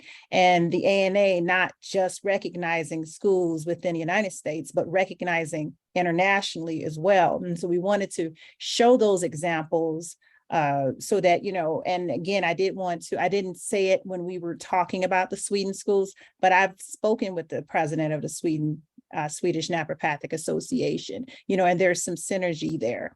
So definitely they, you know, informing that global alliance and being a part of what America is doing, because we are the leaders pretty much in naturopathy, with it being founded in America and other places. It's just that other places may be doing more advertising and more pushing of the profession, that they really need the American chapter to help to reinforce things and to help get things out there, especially on the web. He mentioned that they tried to put some things on the web or Wikipedia, and every time he turns around, it's changed. It goes by, it reverts some way. And I said to him, well, it's quite possible because we're the founders over here. So you will probably need us to, you know, that kind of that stamp of approval, so that it can stare. But I do believe that it's going to have to be the ANA that leads the conversation, and that's going to lead the definitions, for lack of another way of putting it,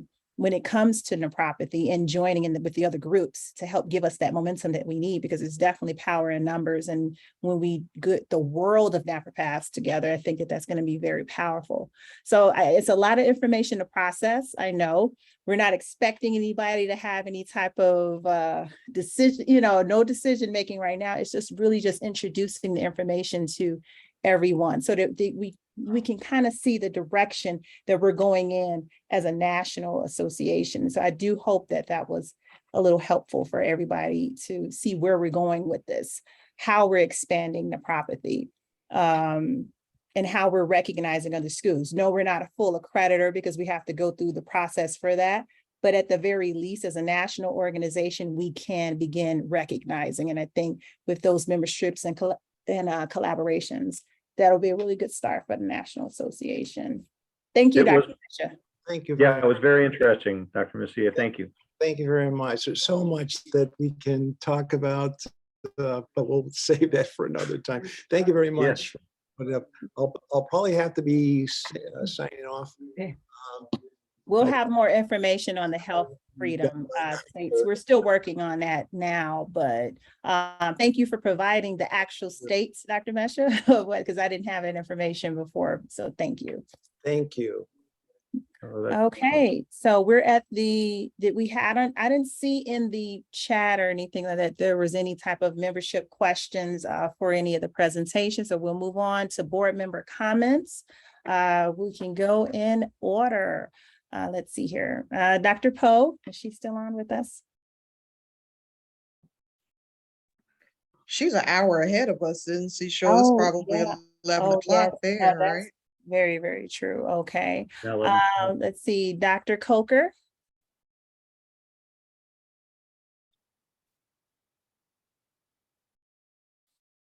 Let's see if she had any comments or anything. Okay.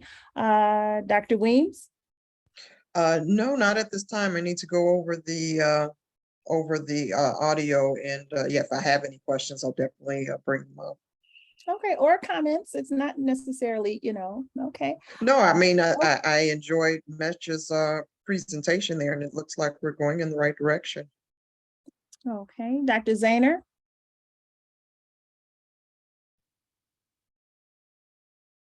Okay, Dr. Zahner, you're on mute. Let's ask him to there. Okay, he should be able to unmute. So he had a great presentation, but having the ability to be at the school in New Mexico, and also having close relationship with one of the students in the Swedish school, we really need to codify what naturopathy is in some respects, and ask people to try to follow that codification, because Sweden doesn't teach naturopathy at all. I don't know if you guys knew that. Yes, it's not the same, It's physical therapy. Physiotherapy, yeah. Yeah.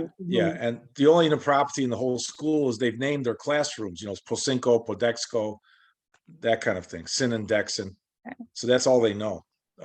So it's if somebody graduated from there, wanted to come to the United States, yeah, I'd love to help them, but they don't know anything about nephropathy. And then So- that's when they would enroll, and then we would just, fill in the gaps for what they are missing. Right. Yeah, but that would be, just as a way to open this up for people to get licensed over here. Yeah, so maybe we can, as part of this, I know this is going to be going on for years, to have a basic understanding of nephropathy, to tell people, because somebody graduates from Blue Heron or from NUMAS or whatever, and they're going to say, oh, I'm a naturopath, and say, well, this is what we say a naturopath is. Do you fit into this? And so just some basic, bullet points, and then they could get an idea if it's worth their time, or, if they really want to put all that extra study in, because I think the idea is that, I remember there's a student from Sweden that stayed with me for 2 weeks. His idea was that we were exactly the same, that there was no difference. And boy, was he surprised when he came to one of my private tutoring classes when I was talking about Sins and Dexis, Syncopedexico. He was flabbergasted. He had no idea. Absolutely none. And I was flabbergasted that he didn't know anything. So Well, That's definitely just- we'll have all of that, right, out right. for them. I just wanted to let everybody else know that, that's something we have to overcome, and, we have to, help out and think about, and, voice our opinion about to get that thing rolling. Okay, Dr. Cavender. Comments, you're on mute. Let's ask you to unmute.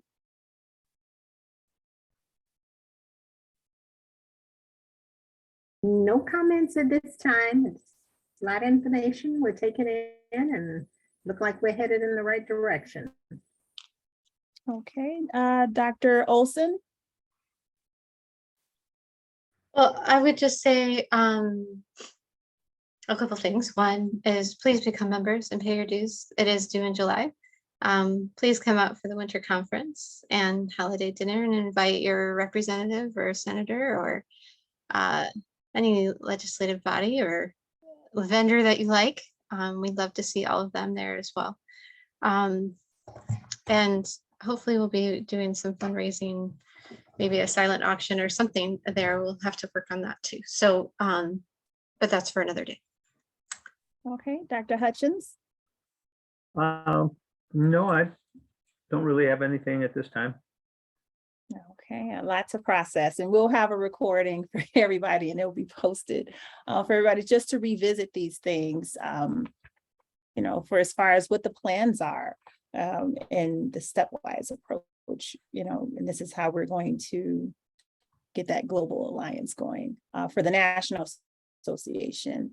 The next meeting date notice we have for the special meeting that we have tentatively scheduled for the fourth Monday, October.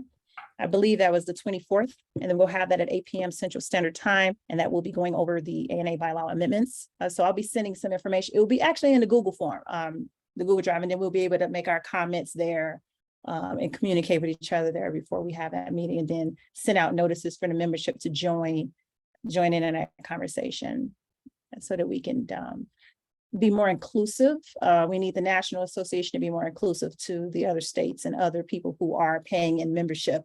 I do think that if one of the things that for me as a comment for the retired DN, especially if they're going to have a voting right, then that may be the determinant factor as far as what they're charged for membership, to be that with all the other people who can vote, just to keep things, I guess, fair on that end, because, elections are very important. So that's pretty much it. I just want to, on a personal note, to tell everyone that the school board, the National College of Naturopathic Medicine School Board annual all membership meeting is for Wednesday, October 12th at 8 p.m. Central Standard Time. So that information has been going out in mailers and on our social media, but for the purposes of this meeting, I'm going to put it out there that's also something that's coming up. So more of those plans.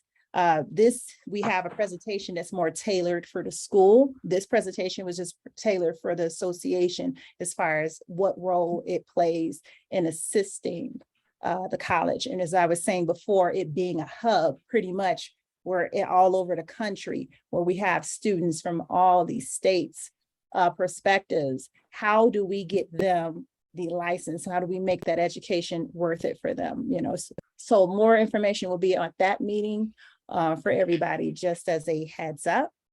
All right, thank you guys for those of you who were able to hold out as long. Do we have a motion for adjournment? I'll motion that we adjourn the meeting. Okay, I second that motion. all right. All in Jack, can I favor? ask one real quick request for for a future meeting?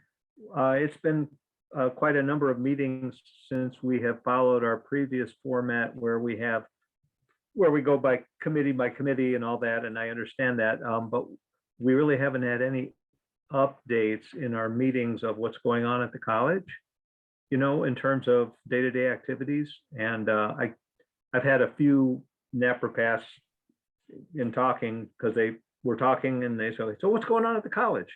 Do they have Okay, so I students? can Do they address not have that. students? So I can't answer the question.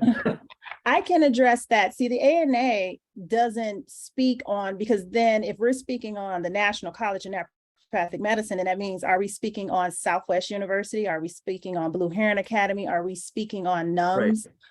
You know, so that's a lot to cover. And the Council on Colleges, which is the introduction that you're getting from Dr. Mesha, who's going to be the person speaking on the information that's obtained from his research from these institutions. And that comes with actually being able to speak with all of those leaders. And that comes with the meetings and getting the information from them.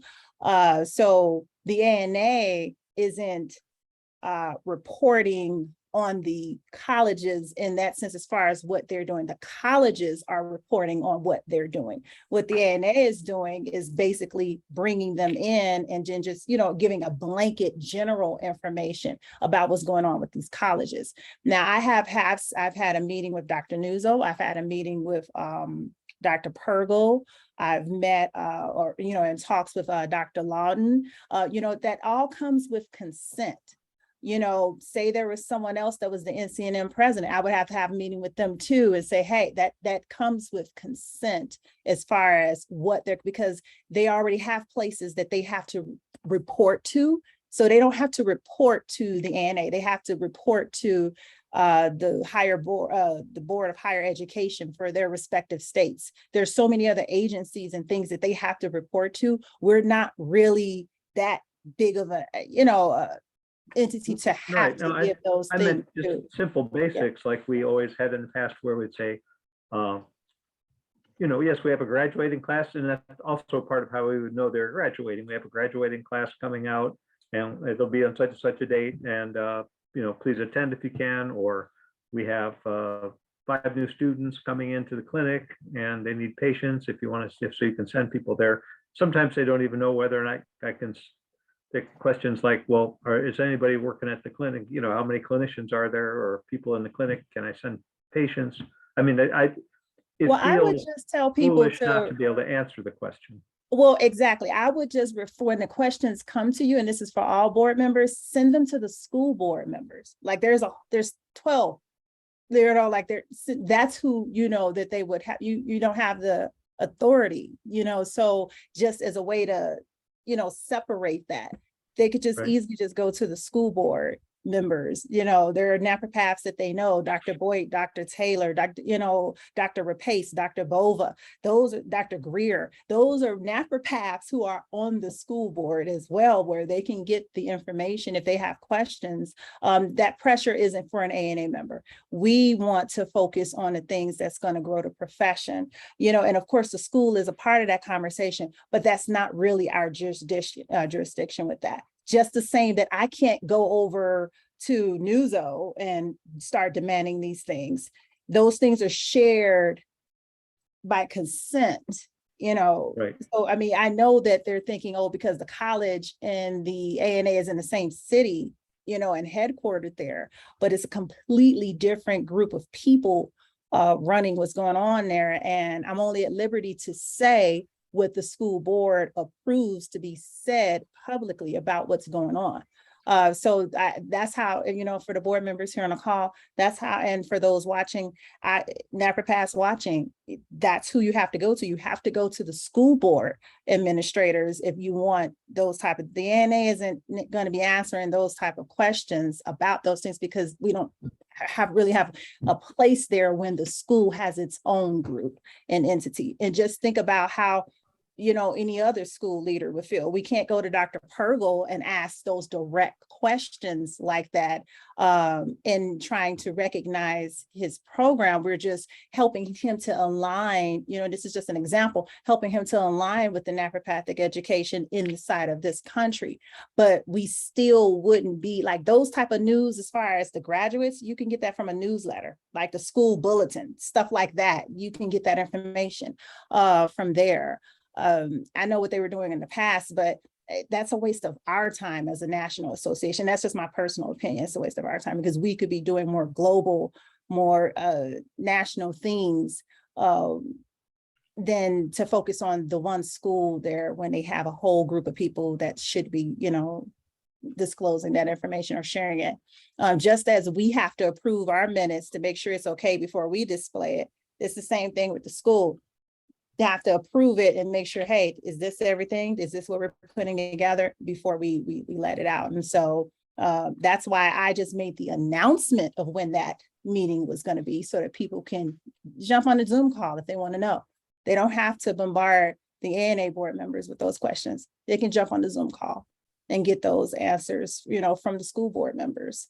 That's my best answer for the people that may be approaching you guys about what's going on with the school or any of the schools. Do they have the same concerns for Southwest University? And they're asking us, are they going to you all, or are they going to ask Dr. Nuzzo or his team directly?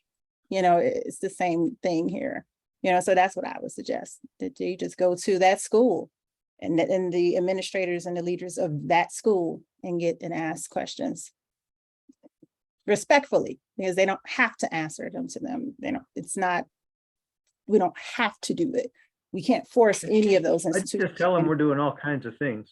I don't have an exact count, but there's so, stirring the pot in lots of ways and working towards good stuff. So yeah, so sometimes they just want to know. So they got how many students in the first year? 5? They got 5. They got 4. They got, I don't know. And no school leader walks 2 or 3 around, as different a side note, we don't walk classes, around with actually. those numbers in our head, like, oh, I got, you know, a list of, you know, 4,000 people to sift through. I don't have time to find out a number for our naturopath because they just want to know. Like, we're busy.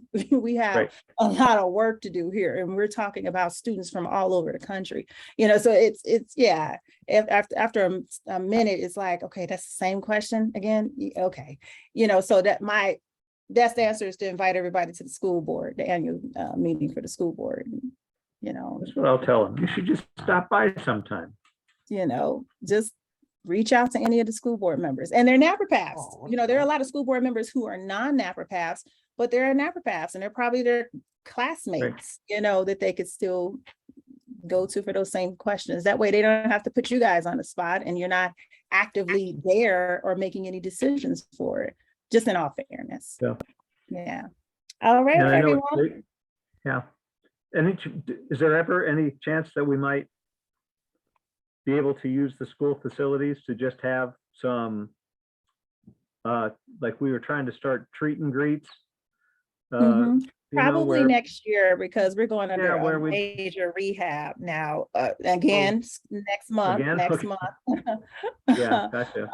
It just Yeah, sounded that's like right. something I think Dr. Weems, you were interested, and I know a lot of other others where I'd be happy to attend those too, where we basically just go down and hang out, talk about how we do our practices and techniques that we might like, order pizzas, kind of make a day of it where we get to meet each other, experience other kinds of treatment, you know, learn how we handle, there's always a way to talk, learn how we handle certain kinds of patients. You know, patients come in that can't get on the treatment table, patients that can't get off the treatment table, just different modalities. And it's just, it seems like many young naturopaths would really have expressed that they would really like that, because That's the kind of That information you sounds only like a get from, continuing education seminar. from doing it for Topic. 40 years, like I have, you know, I mean, you got, it's like, I'm not rattled at all if somebody can't get on the treatment table anymore, you know? But it would freak me out at first. You know, that's a good point you made about the getting on the treatment table. I had a patient like 6'3" and could barely, you know, couldn't sit up without assistance. So we were taught how to get them off the table, you know, and then spinning them around, you know, get your hands under the back, under the shoulders, and then under the legs, and then spin them to the side in a sitting position. And this one patient said, "Why, you a little thing. How did you learn how to do all that stuff?"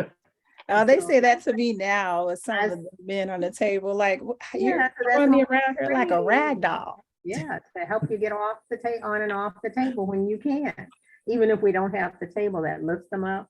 So they're quite impressed with that and say, the one guy, "Well, I'll be damned." Yes, we're taught these things. So Because you're all amazing. what's that? Because you're all amazing. Yeah. So, yep, All that's, I guess we'll have our adjourned meeting at have Oh, pizza and stuff. 10:35. That's good. Okay, we have an all in favor?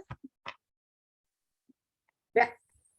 Okay. I All right. Hey. Well,